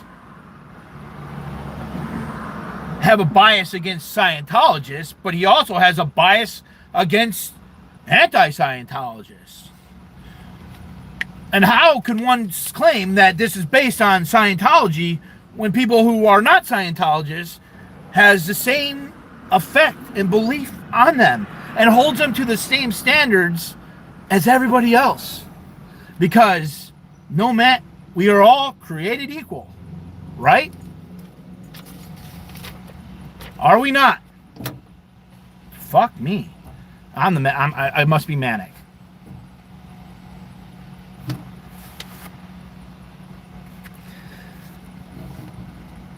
Oh, what I wanted to say. In my case against Jaden Wheeler versus the state, Moxon made the claim that I attempted to murder him and that I tried to burn down the building and all that shit. He made a declaration. He testified. And most people would be like, okay, yeah, we're just going to go along and play along. No big deal. No big deal. No one's going to say anything for me because I'm a fucking idiot. But I was like, no, motherfucker, you can't do that. You can't test. How am I going to call you as a witness to fucking cross-examine you? Who's gonna be the lawyer that cross-examines you when I call your ass on the fucking stand? How are we gonna keep you, what's the word, folks, when you kick people out of the courtroom for being a witness?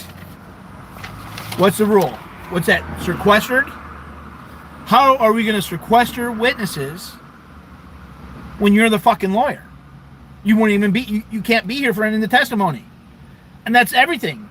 You could do the opening statement, you could do the closing statement. That's it. So, and the judge was like, yeah, I agree. D.o.A knows his shit, man. Sequestered. D.o.A is like, he's not manic. He's not on meth. He actually knows his shit. And, yeah. And the judge's like, yeah, no, I agree. You got Hobson's choice. You could keep the declaration, become a witness, or you drop your declaration and you remain the lawyer. You got a fucking thing to do. You know? So.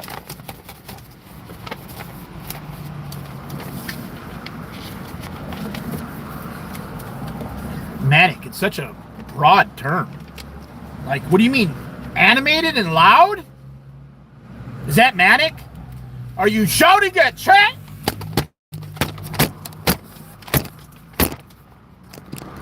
Am I THC stained fingers? Is that manic?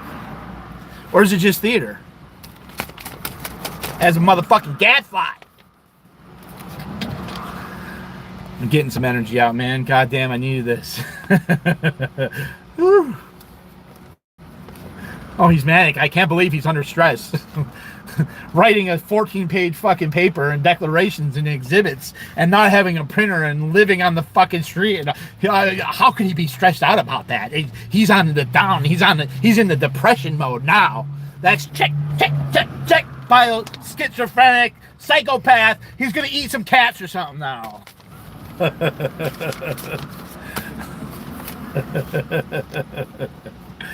All right, so the prosecutor stated, this is for entertainment purposes only, fuckers.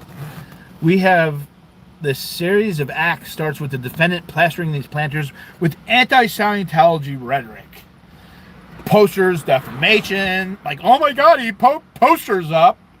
Defamation, as well as falsified California and Los Angeles County seals. All this shows the defendant's clear intent with his subsequent actions on the same property. The same property? What do you mean the property that Here, I'll read what I fucking argued. But that's his statement. All this shows the defendant's clear intent with his subsequent actions on the same property. The prosecutor attempts to claim, without any witness testifying, to Mr. Hochstetter's clear intent of the alleged crimes. The prosecutor attempts to fulfill the necessary elements of bias with the claim that the property damage was on the church property. The court specifically ruled when dismissing State Statute 594.3 counts that the alleged property was on public property. Quotation, There's planters on city-owned sidewalk. Period. The wreath was on a tree that was on a city-owned sidewalk, comma, and the signs on a pole that belong to the city. August 8th, 2025, preliminary hearing transcript, page 5, lines 20 through 23, Exhibit 1.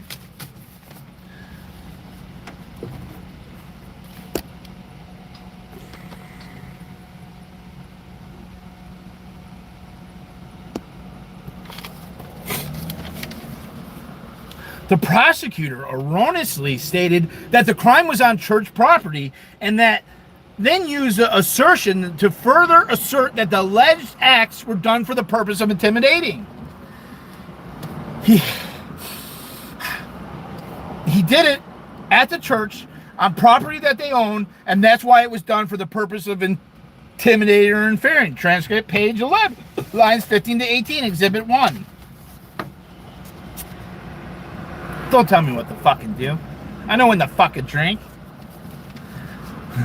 No witness testified as to Mr. Hochstetter's purpose or bias in any of the alleged acts with the basis of the new count. I'll tell you what, I felt shitty about this morning, that this was just garbage. I just went from like, oh yeah, I'm doing amazing. I woke up doing amazing, and then I called my friend, and I crashed and burned. I was like, this shit sucks. I procrastinated, and I did a horrible job on writing this paperwork, and I was like in the dumps when I started this morning off, and now here I am, up and up, down, down, down, up, up, up, down, down, down, up, up, up. As I read this, there's a lot of really good points.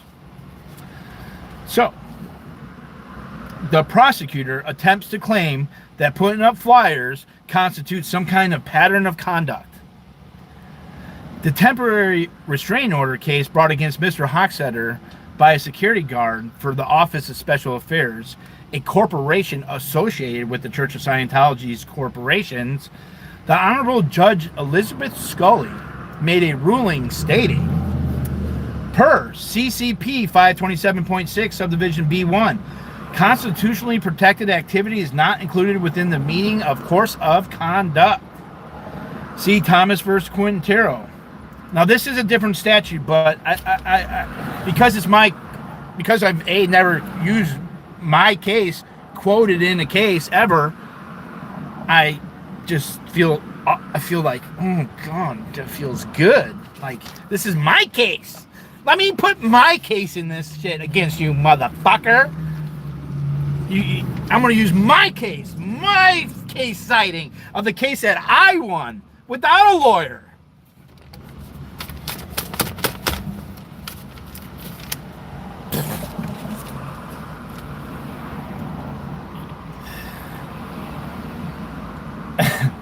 Even if the petitioner has been seriously alarmed, annoyed, or harassed by respondents' conduct, a public demonstration at petitioner's church protesting petitioner's eviction of respondent, there was no showing that respondent's injurious actions, injurious.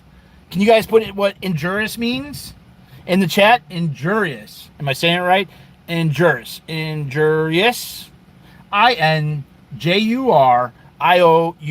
Injurious. Actions were part of a course of conduct within. We're word clearing that, bitches. I'm the number one motherfucking word clearer.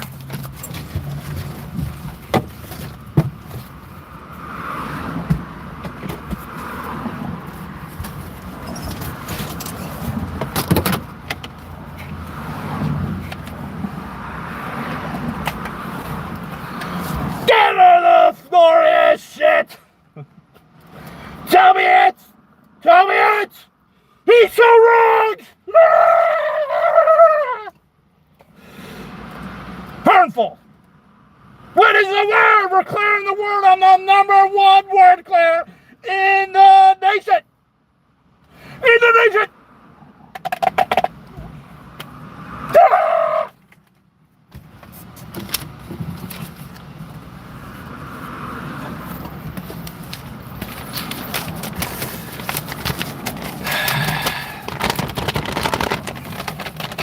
In my THC stained fingers.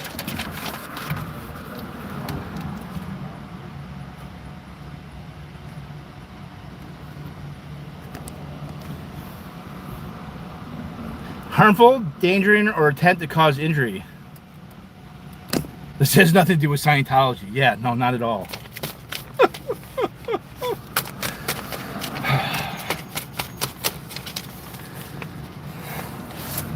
The fucking, what words are there, clear? Word clear fucking idiot.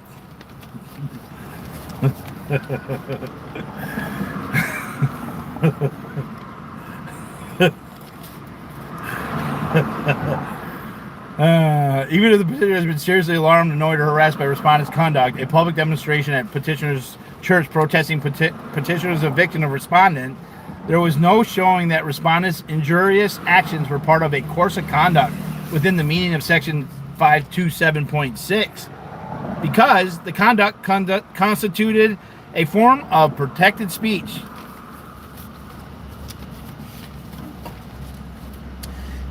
In the same attempted temporary restraining order case against Mr. Hochstetter, the court described Mr. Hochstetter's protesting style and activism as follows. Mr. Hochstetter has adopted the persona of a boundary-testing gadfly. His words are clearly intended to be rude and obnoxious. In this context, however, the court does not find that they are inherently likely to provoke an immediate violent reaction or words that would place a reasonable person in fear of his or her safety within the meaning of CCP 527.6, Wheeler versus Hochstetter. Reservations of rights. Mr. Hochstetter reserves the rights to amend the motion prior to hearing, particularly one he has received the transcript for August. Oh, I forgot to put the fucking date on that. Damn it. That was a simple one.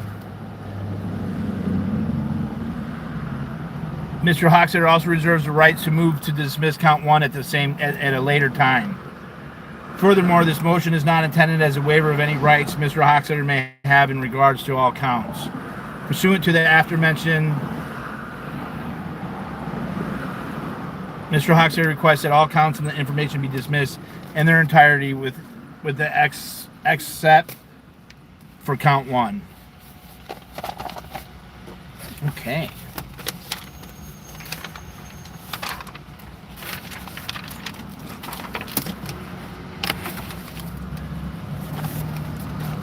Well, this looks a little more, I tried my best to keep this looking nice, but I beat the shit out of you guys in chat. I harassed and harmed you, I guess. There'll probably be restraining orders.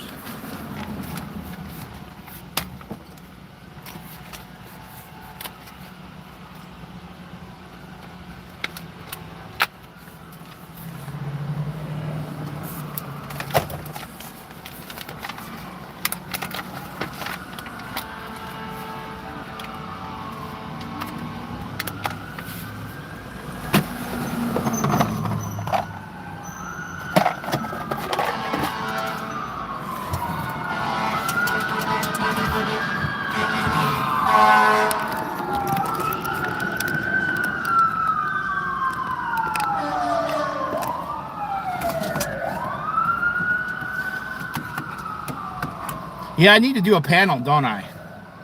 It's been a hot minute. Maybe we'll do a panel later.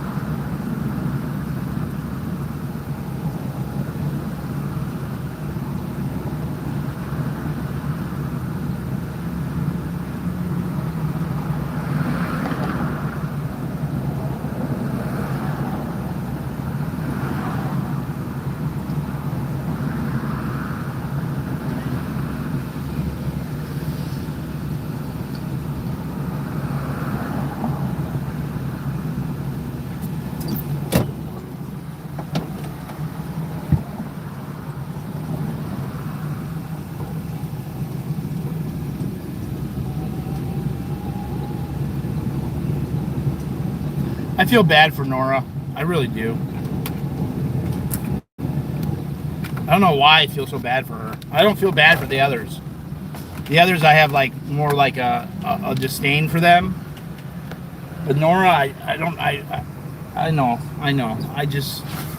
don't know why. I don't know why. Even though I know that she's fucking making the false allegations of predator and all, like, I have deep, like, I have hatred for that.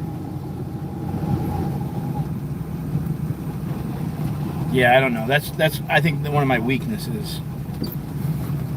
It's what gets me in weird positions sometimes too with people.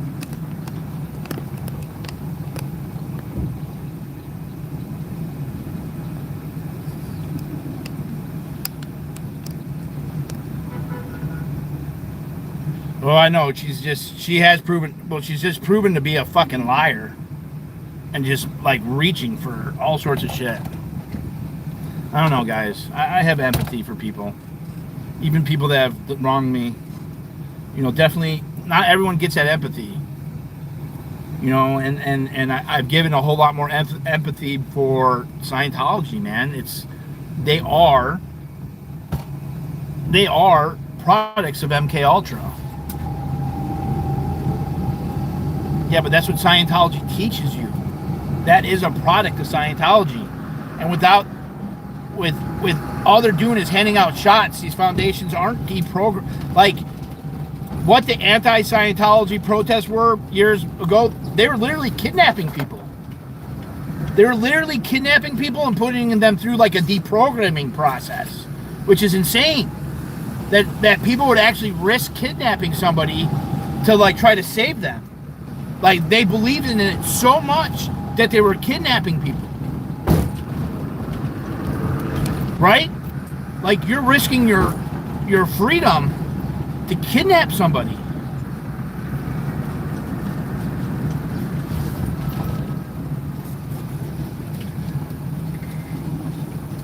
And that's like, I don't think a lot of people realize that that's kind of what had gone down, that they were doing that.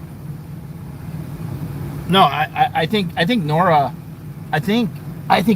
like a panel with Mina and Nora, like if Nora actually listened to Mina, that I think that's one of like Mina's like best qualities, like her ability to kind of just offer like that process, the processing of going through it, like of going through like actions and thoughts and how, you know, addressing their feelings. Mina's like real in touch to the into the feelings. Like real, like in,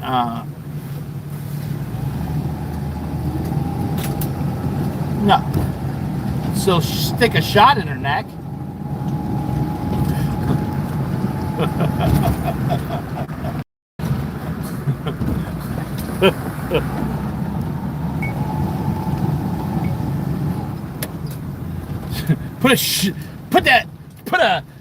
Put a needle in, you crackhead, put a needle in your neck.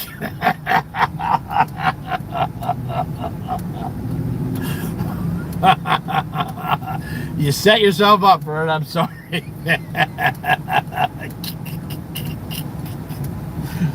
I hate that motherfucker, but oh my God.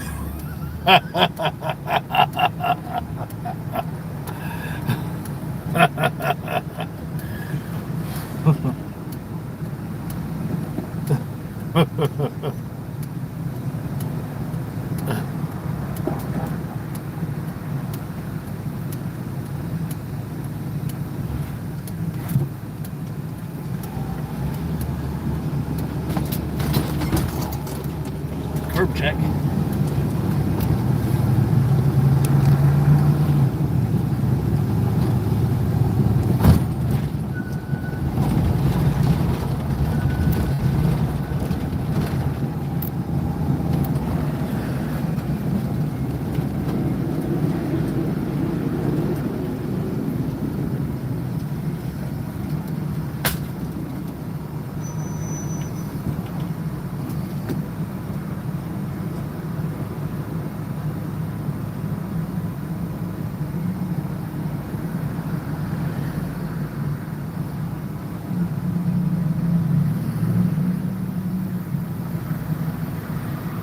Oh no, I'm gonna find fucking Susan. We'll go down to Oceanside. I'm gonna find Susan.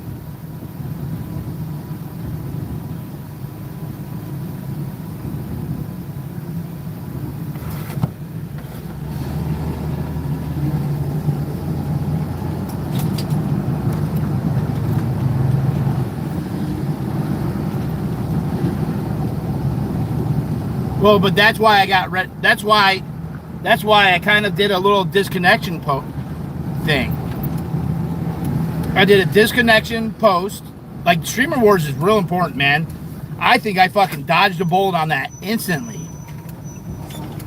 I've been just kind of remaining quiet about AZ Crimson. I've been kind of watching it play out.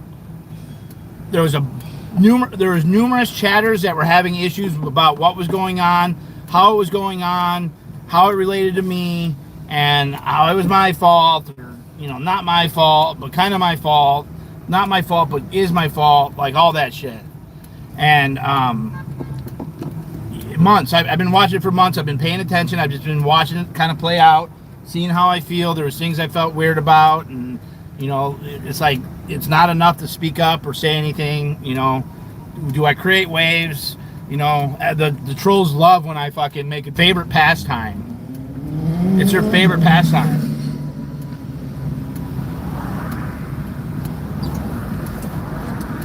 And oh yeah, no, well, and some of it is my fault, because I allow people to help build their platforms with my platform, and I've spent a lot of time to build this platform, and when I try to help people, there's no strings attached, but I do have a liability to just like you know, Aaron, if Louis Repetto was a sexual predator and Aaron introduced him to the community, he is liable to that, and he's liable to that because he believed that he was a pet predator and introduced him to the thing, so he doesn't get off. We know that Louis is not, you know, or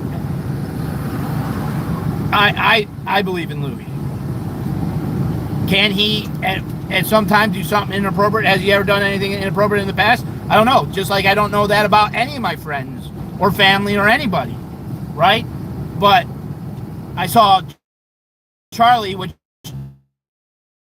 like 3 years. He's part of a group of like suicide trolls, right?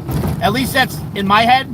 That's how I know Charlie. Now I could be wrong, because some of them it's hard to know exactly the lore, only that they're not somebody that I want to fuck with, right? So they could be funny at times, right? But I've had Charlie blocked the whole time, and I try to tell people that, you know, whatever. I'm not responsible for others not knowing or whatever, right? And I was like, oh, here's a suicide troll, go kill yourself. Like, Nora's not a person you say that to. All right? As much as I dislike her, she's the type of person where that might have real world scenarios. Okay? And everyone has some culpability to that, who's involved with that. So it's very, you know, and I'm not innocent of that either. From false allegations of rape from Big D, from you know, starting to question Louis stuff, you know, initially, and then like later on, like, okay, maybe I was wrong, let me re-examine this, to what other things have I? Daniel from Salem, Zach. I'm guilty of that myself.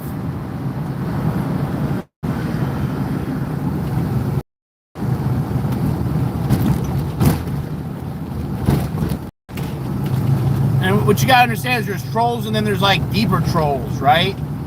There's like, and so the trolls kind of hang together, but some are a lot worse than others. And like, it's been a huge learning curve for like Streamer Wars or streaming to like understand what I can be around, what do I want in my chat, who do I want to be associated with, who I want the people that I associate with to be associated with, And you know, I don't tell people what to do, but there's this thing that you gotta really fucking watch. You gotta pay a lot of attention to what everyone's doing, how they're doing it, when they're doing it. Yeah, Troll Central. I think Chadwick came from Troll Central. I can't remember though. I think he rolled with Telescope, and then or he was behind the mirror. But yeah, and I feel like he's like pretty left. He's a lefty troll, and what is that? Damn. Yes, Troll Central. Yeah. No, there's just people that are actually like troll. Yeah, and Troll Central, I pretty much don't have. There's a few people from Troll Central and a few people from behind the mirror that I'm still kind of friends with, right? So these are like channels that are just professional trolls. They go in and they troll for LOLs, right? They milk the LOL cows by coming in and making the streamer with 3 or 4 people. They'll take over the stream, they'll take over the chat, and they'll say hi to each other, right? They'll all come in, they'll all say hi to each other. That's the lore of why D.o.A hates that hi thing. Okay, so yeah, they'll get in, they'll become mods, but they want it to. They'll love bomb you, and some of those people from Troll Central, they'll wait months. They'll love bomb you for months and months before they start really digging in and harvesting the LOL things for you, right?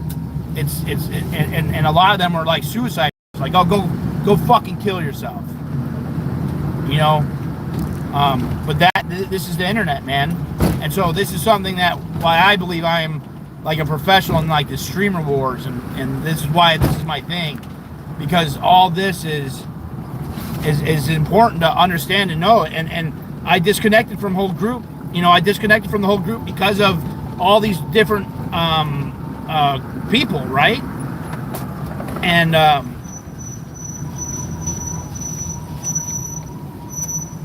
so it's gross, but it's allowed. It's just what it is, man. And I saw it with all the streamers and the Scientology shit. You know, especially the streamers that hadn't streamed much, and then all of a sudden had an audience of 100, 150, 200 people. They're telling them that they're beautiful, they're amazing, and you know, they're so hot and they're so intelligent, and they're the best singers, and they're the best this, and they're the best that, and here's some money, here's some memberships, here's some friends. Can I be your mod, please? I would love to be your mod. And then I'm going to call you and talk to you for hours on end and tell you how amazing you are. And this is how it works. This is how I've been dead agented. You know? This is how I've been dead agented.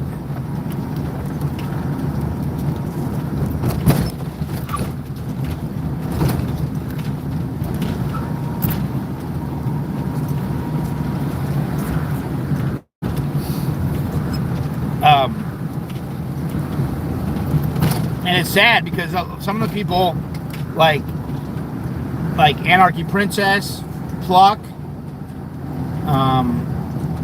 G Abbott, and that was one of the main reasons that that was like one of the big things was they were trolling. Okay, so Pluck, Anarchy Princess, AP, Baldy Banks, and his wife Sam, which did did this shit, and so Pluck, AP, Sam, and G Abbott, and I think Telescope was involved in it too. I can't remember for sure. They all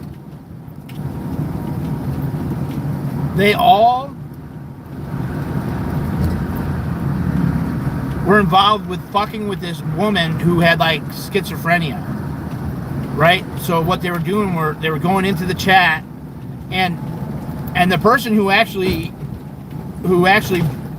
was aware of this and brought this up and thought it was the most horrible thing in the world, which I agree with her, was F-Tick, Heather.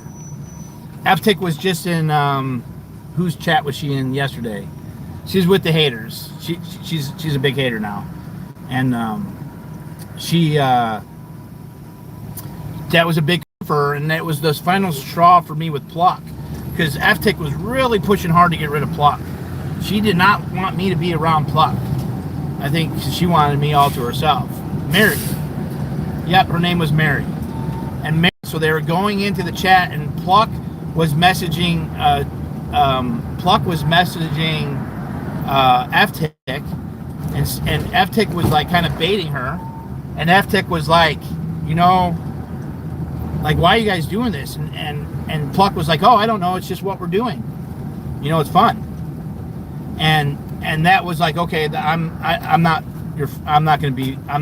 this is like the cool kids, just like picking out a target, and like, it was fucked up, but they were going in there and saying, hey, the door's open behind you. You need to close that door. The door's open. And they were all doing it, right? And Pluck was doing it, man, because she wanted to be, wow, damn, that's a fucking hit. She wanted to be like part of that because this little in crowd kind of developed from all the protesting, right? The streamer wars. There was popularity of it, and so everyone wanted that. You know, they wanted all the views. They wanted to not get rid of anybody. They wanted to keep people in that were like causing problems or saying nasty shit because they needed the amount of people in there, right? They wanted those people, and that's another thing with streamer wars, is that they always have to have people, like, they don't get rid of people that are nasty, like Mindy.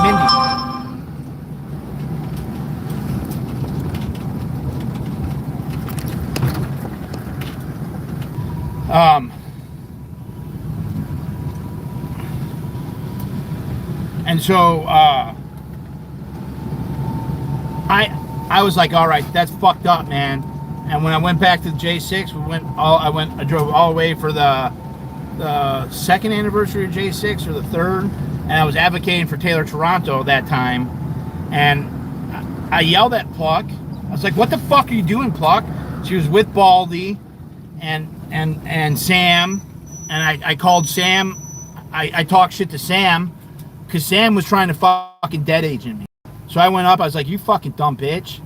I said it, like, fuck, and you dumb bitch, you're dead agenting me, saying I'm racist, you're saying all this fucking shit, you're hiding behind the fucking computer screen, and fuck you. And her husband stood behind her like a little bitch and didn't say anything.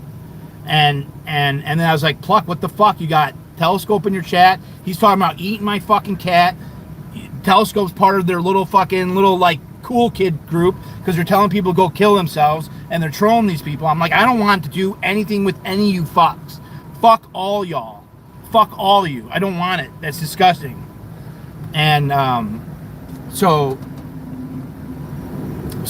that was cool because that was the day that the DC Special Ops Police, they allowed me to be at the top of at the federal prison down at DC. They allowed me to be on the top of the hill by myself I was with two people, F-Tick and somebody else, and we were allowed to be up at top. CNN, NBC, ABC, Fox came. The Special Ops Police told them that they got to pick a side, that they had to pick a side, and they couldn't be on both sides. They had to pick a side. So the mainstream media was forced to pick a side. All the Antifas and all the people on the anti J6 side were there, and then all the J6ers were on the other side. And so the DC police allowed me to be on both sides. So I stood up at the top of the J6er side and just heckled them all day as they came and went. The whole time I had a fucking blast. I was heckling the shit out of all of them. And then I went to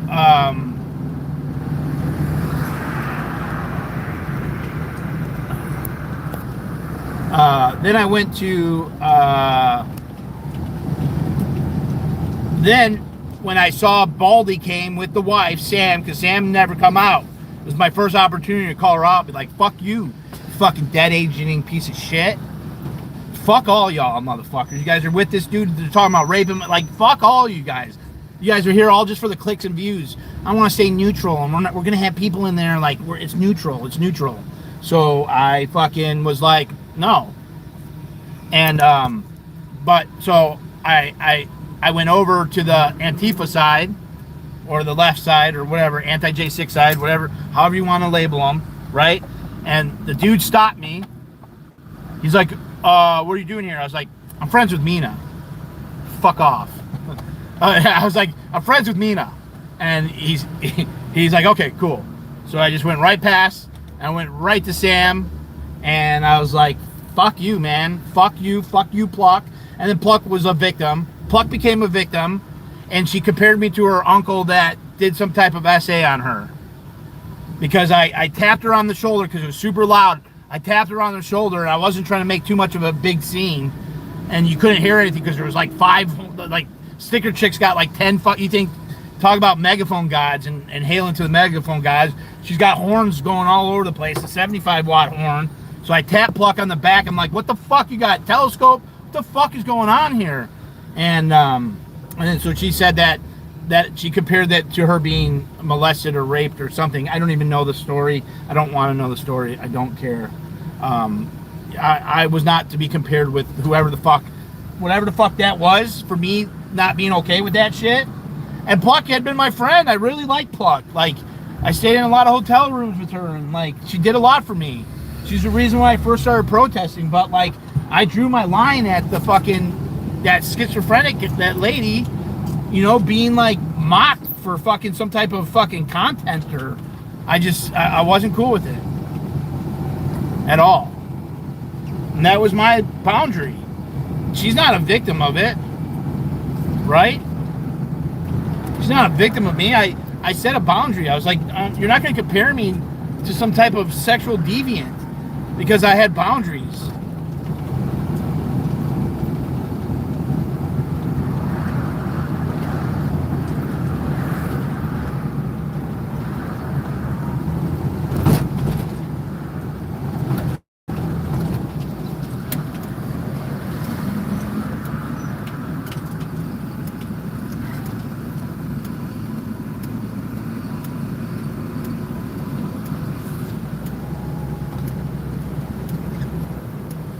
Yeah, so that was like, where was I? Yeah, so that was like Troll Central, because they were kind of involved with Troll Central. And what happened, this is what happened, because G. Abbott was a troll. She was a nasty fucker. She was trying to say I was racist, and she was running with Summer, Hot Mess Summer. Okay? Hot Mess Summer, Doofus. Doofus was playing neutral and playing dumb. Cute little music and little, like, awards and shit on his channel. Buy memberships. You know, he had the bots in there. It's the same fucking shit, man. Just a different fucking set of characters, literally. I swear to God. But Summer, and they were trying to say that I was racist towards black people because I was calling Summer a fucking liar. Because she is a liar. She wasn't human trafficked. Period. And so, but what happened was, this was a whole split between that group. They all fucking, the parasites started eating each other out. You had Anarchy Princess and Baldy Banks and his wife Sam, or girlfriend, were like in love with, they were AP simps. Okay? They were AP simps. And they were, and so was, well, G. Abbott was at first, and then something happened. I don't know what happened, and then she wasn't no longer an AP simp. She just kind of tried to make, she just built her thing off, and then, oh fuck me, did I just do that? You stupid fuck. Damn it!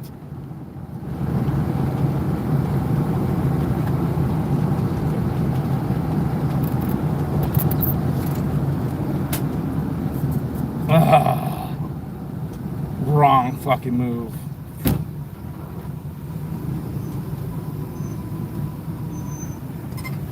And so So G Abbott, and I got the video. I'm gonna put this video out again because this is old lore. So Summer released messages of Sam, Baldy's. So Baldy and Anarchy Princess are together now, or I think they're together. I don't even know. Who cares? They're really irrelevant. They'll probably come up now and do a panel or something because I said that they're irrelevant. And he wanted to fuck AP. So, and that happens, you know. So Baldy left Sam for AP, or that's what it seems like. I don't know what actually happened. I don't know the turn of events. But Sam criticized what AP did because AP went to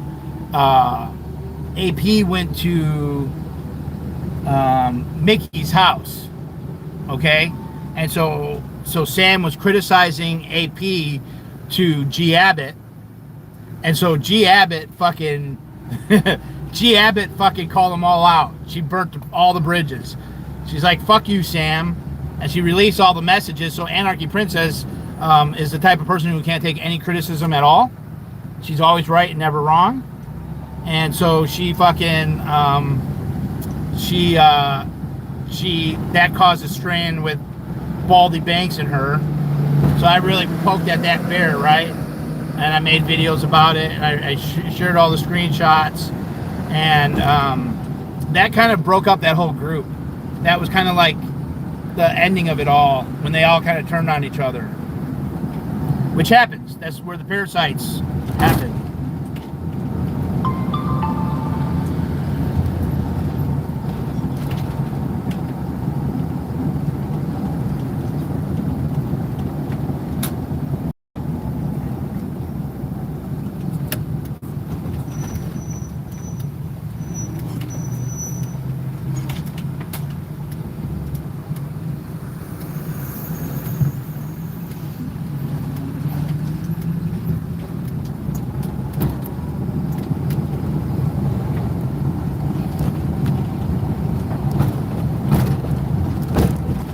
But thank you.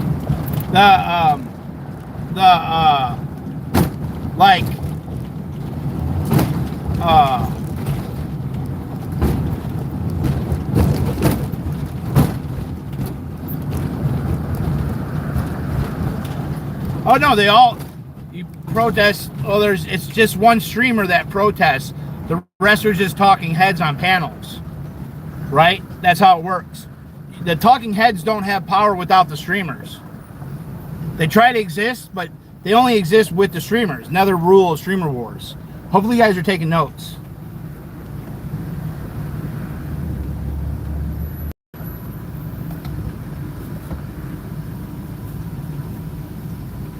They don't exist without the talking heads. You know, so I'm coming full back to my story of how I kind of bit the bullet, or I kind of dodged a bullet with AZ Crimson. Because do I think AZ Crimson is a bad person? No. Do I think he's cocky as fuck? Yes. Cocky as fuck. Super cocky. And do I think alcohol has stuff to do with that? Yes. I'm just not a fan of all that shit, man.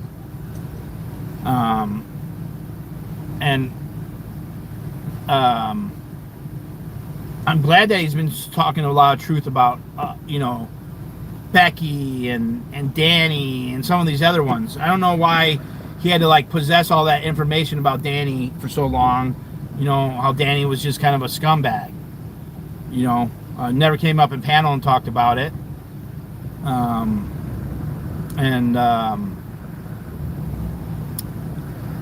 Do I think he could change? Yeah. I think everyone could change, truthfully. I think everyone could be accountable for their actions and doing the shit. But after watching kind of how I really like Cheese breakdown of what happened with AZ, because I feel like she did an amazing job of, you know, talking about how he responded after being like called out. And yeah. So,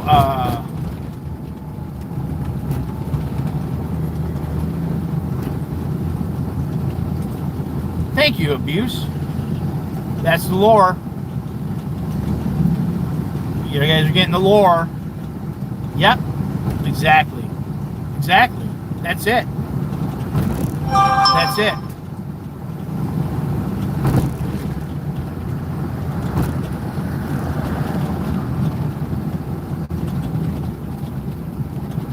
No, but she just did an amazing job of like kind of breaking it down and just having compassion, but just how he kind of like attacked, kind of went after Auntie with like personal information and stuff of like blackmail or like, oh, I'm gonna release this. No. Why? Because she said she didn't like what you were doing? All of a sudden you're gonna attack her? No. No, no, no, no, no. You could have just been like, yeah, man, I'm sorry. I shouldn't have done this like this. I had bad information. I listened to Saul Goodman because I'm not fact-checking shit. And I was more worried about fucking my bot and selling coffee mugs than I was about people's feelings and getting accurate information. You know? And so, you know, I thought he did a good job of like, because he realized that he was wrong, which was rare in streamer wars. Like that doesn't fucking happen much, you know? And it's just rare.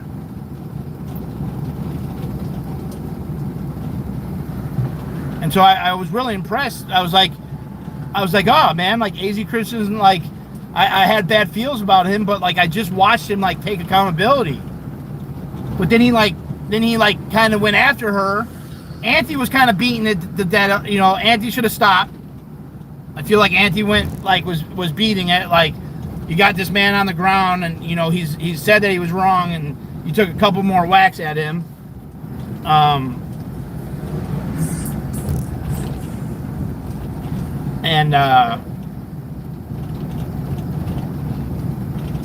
Out.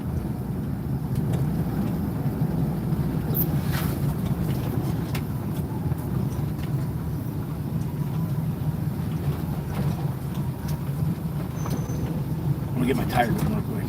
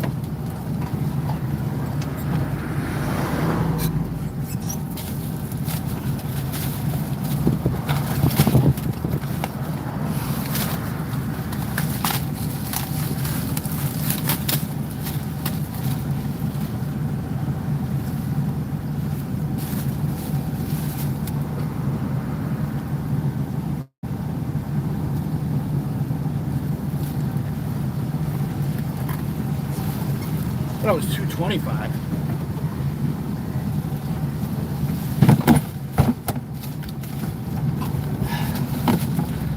God damn it, get this motherfucker out of here.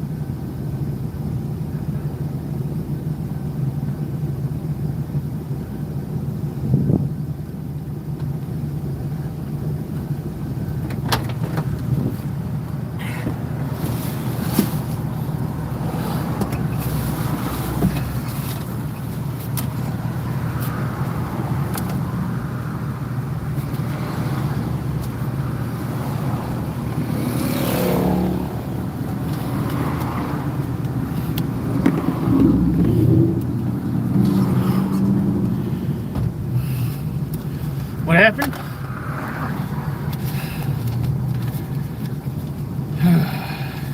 Always something, huh?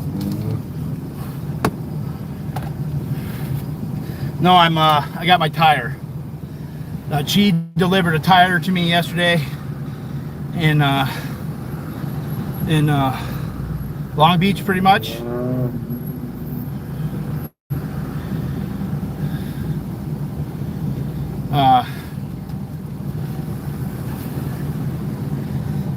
Yeah, so this is my tire.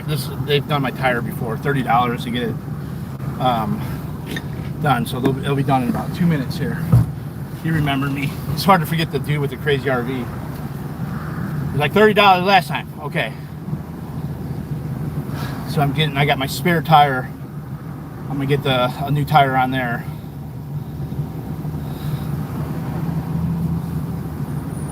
You know, my Latinas and Latinos, they know me, man.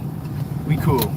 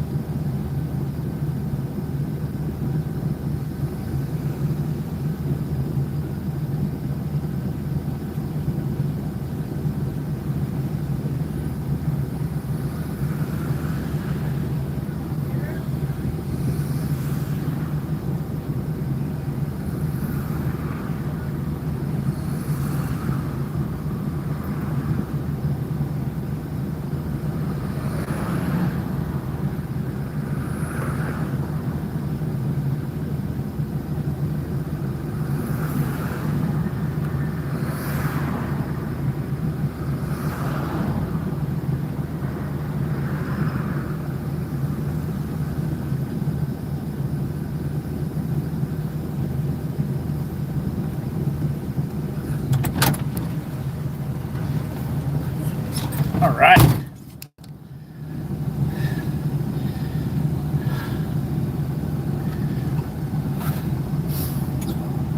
All right. Got that. Time is it? 5:36. I think I got enough time to get to the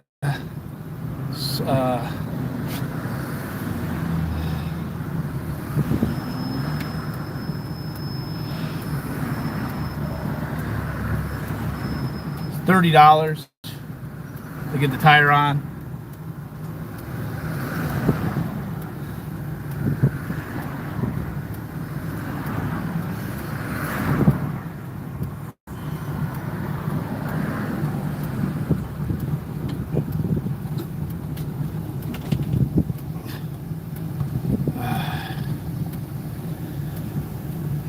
No, she delivered. So someone paid for.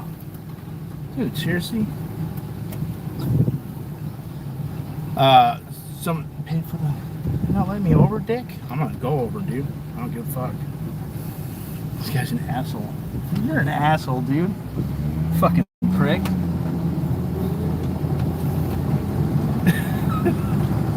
I'm one ahead of you now.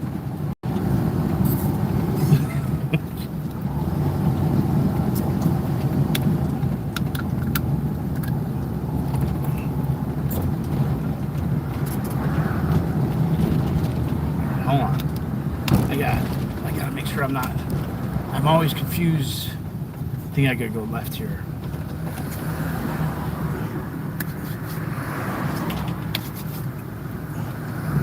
Damn, now I'm stuck again. Like a moron.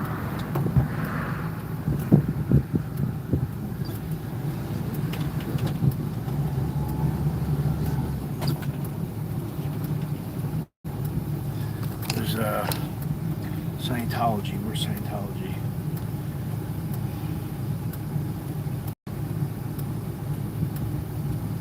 Okay. Up a little yet.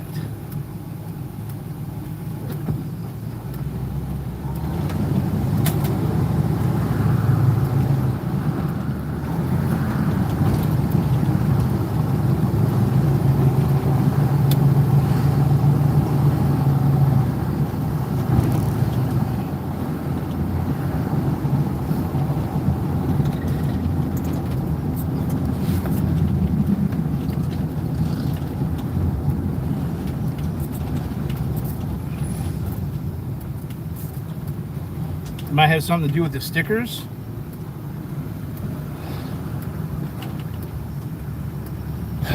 All right. No, she dropped off the tire. So a very kind lady bought some tires again for me. She promised that she would not go full Von on me.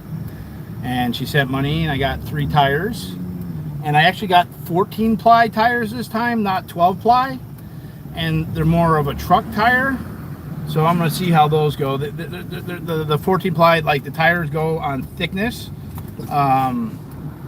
like 8 ply, 10 ply, 12 ply, 14 ply. And so the more ply, the more weight that it could have. So I went with a heavier, tire. I bought this online. This was online, Gia tires. I had them shipped over to Cheese House, and these tires I got on here are not that old. I spent a good chunk of change not too long ago on the tires, but I had issues with the front, and then I lifted. I still got issues. I have not figured out all the issues yet, and they'll get figured out eventually here someday. But I got I have a toe in on the front, and the tires are going to I'm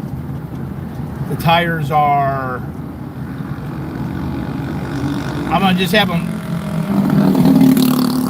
flipped. I think I'm gonna have them flipped.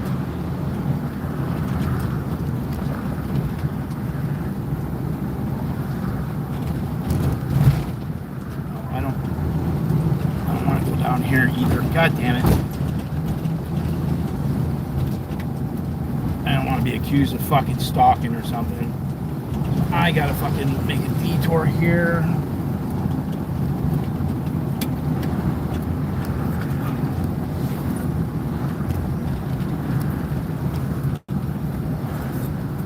So all I need is a fucking false fucking bullshit.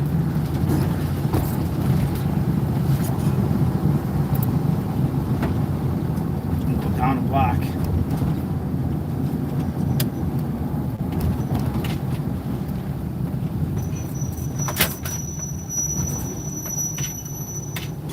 How are my brakes so bad already?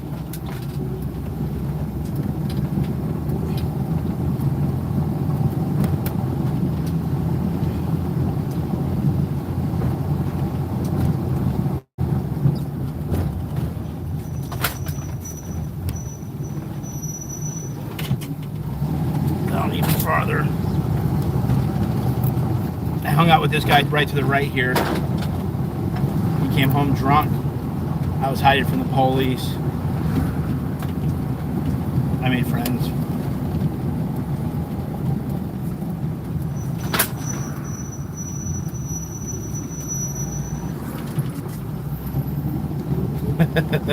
Who knew that tires, 333, who knew that tires could be so dangerous? Yeah, so like the AZ Crimson man, like I really like that there was some accountability, because I wasn't expecting that at all. And so that shows some good character. I really thought it was super, I thought it was really super petty that he was upset that people were calling him game dev. Like, dude, like I said that like as a joke. I was like, what is this, game dev? And like I was even thinking about possibly like just forgiving game dev for some reason, because I felt bad for him. But Game Dev came back acting like a fucking cuck. So he wants to be a cuck. I want to treat you like a cuck. You guys, you know, like it's just like, what the fuck? And so I was half just joking about it, because he had the same avatar. He had the same avatar, and he had the same yeah, and like and you know why Vaughn is fucking batshit crazy as she is? Thought he was game dev because they had similar shit. Tune avatar, they were always changing figures, and they use voice changers, and it was all this little cutesy shit. Like, oh dude, like you literally come in my channel and build your whole fucking channel off of like all of D.o.A content, and like build your audience off of me, and then you're like complain that I like jokingly said game dev because I don't know who you are, because you're some random person on the internet without no name, with no face, not even sure if it's your real fucking voice. Like, yeah, sure, let me just fucking, yeah. And like I saw you coming in alt accounts being like, oh, well, you know, we're coming to AZ's today after the stream. You know, I see that you're in the chat, harvesting the chat. You're giving memberships. You know, you're building rapport with the audience, and then you play all this stuff about D.o.A, and then D.o.A says, hey, like you kind of like game dev in a joke, and then like you're like you're jaded and you're hurt by that. Like, really? That's the crime? Come on, man. The fuck? No, he used alt accounts. I watched it.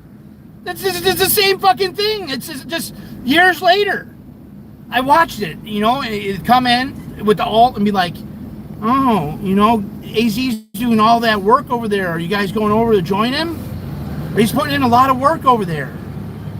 You know, he puts all this work in the songs. Why isn't people there? And I'm thinking, I was like, I hate fucking AI songs, man. They're fucking stupid as fuck. Like, yeah, every once in a while there's a good one, but man, for the most part, I just don't like the AI songs. So the last thing I want to do is sit around and fucking listen to AI.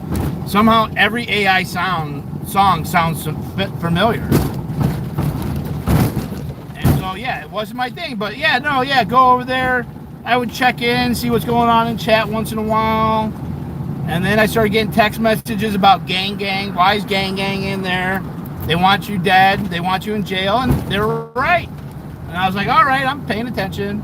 No one's sitting there waiting for you to fuck up or waiting for you to send screenshots, or there's some team of detectives waiting to see what, who's where and what's going on. But people are just paying attention. And so people are sending me emails. I'm not asking them for the emails or anything.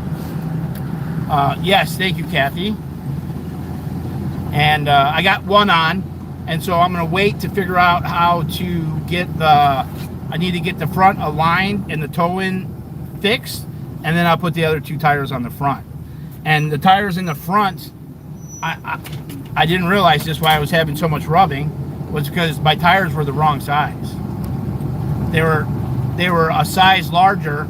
I don't know if I ordered them wrong or they sent them wrong, but they were wrong. So my front 2 tires are a little taller than my back tires. So this should work out. It should work out pretty good. And I might just rotate some of the front tires onto the double tires in the back. We'll see.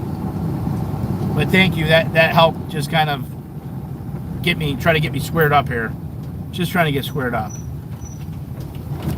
When something happens, something else happens. So like, and do I dislike AZ Crimson? No, man. Like, but you're not gonna fucking sit and you're not gonna like I want to encourage people to stream, and I want to encourage people to go to protests and have a voice, and show the police beating up on protesters, or the protesters beating up on the police, or whatever the fuck it is, man. Like, I want more cameras, the better, man. Like, I understand like why people don't want cameras at protests. They don't want their identities, but like, to me, the police violence on protesters is important that everyone sees, because that is what brings like boots on the ground, and that people become enraged by what the police are doing. Ooh, fuck, this is a dead end. God damn it.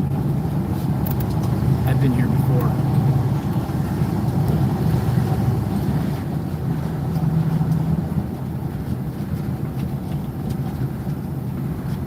Well, and can he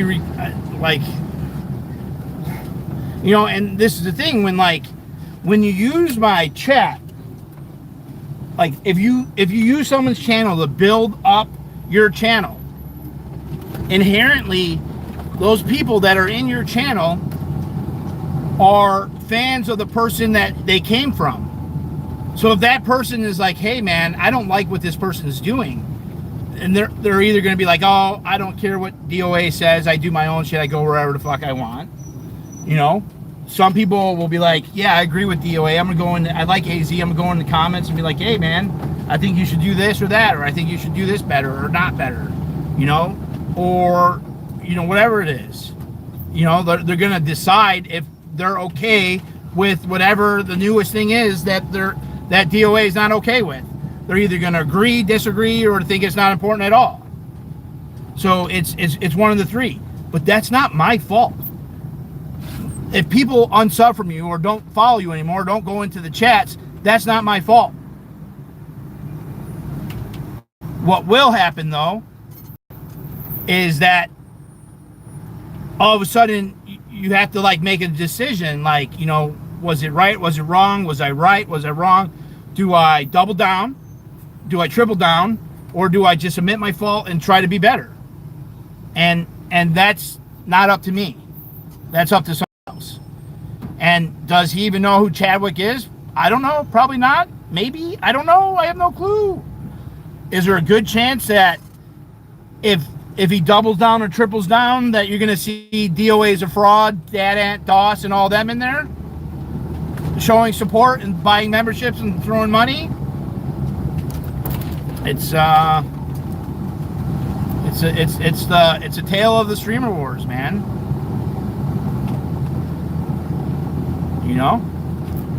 And we're accountable to our own actions and what we do.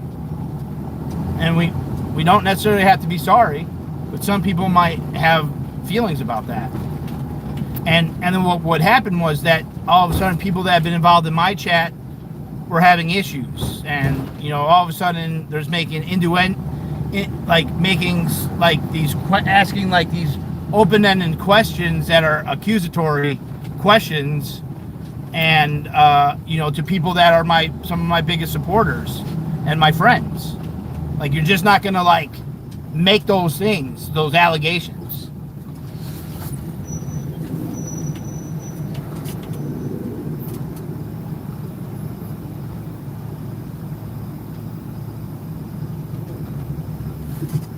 So that's Streamer Wars, though. I love it. I love the whole side of it. Sorry.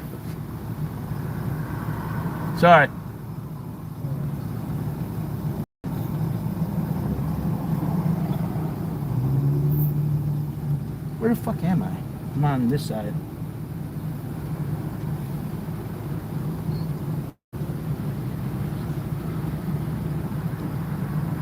Oh, and it's not even choosing a side. It's just choosing, like, I hate choosing sides because it's always about choosing what's right for that moment, right? I live moment to moment. Like, okay, like I like this person until I don't like this person. And I don't like what this guy's doing, so I'm not going to be okay with it. And I'm gonna say I'm not okay with it, and I'm going to see how they respond to me being not okay with it. And then we'll make my decisions based on that.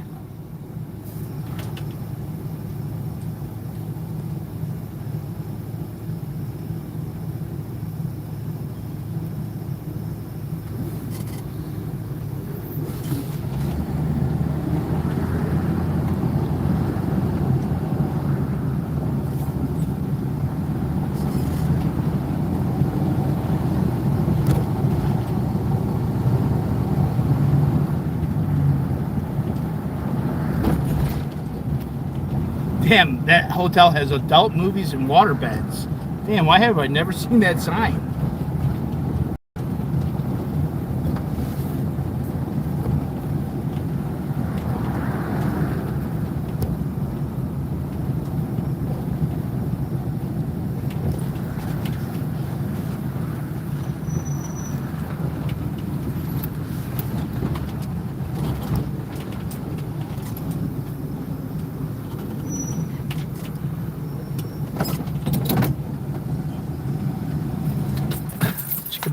Wow. 5 things. All right, guys. I didn't mean to end this off like with any. I don't have any hate for AZ Crimson. Like, I don't. Like, I'm waiting for the blowback of like asking someone to be accountable. And the blowback is usually D.O.A. is another victim of D.O.A. So, but we've been here before. Won't be the first, won't be the last. And so let's hope that it ends good. Let's hope that we let's hope it ends good.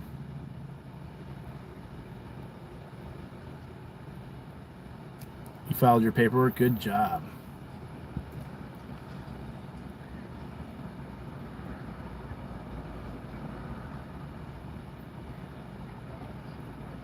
Yes, no.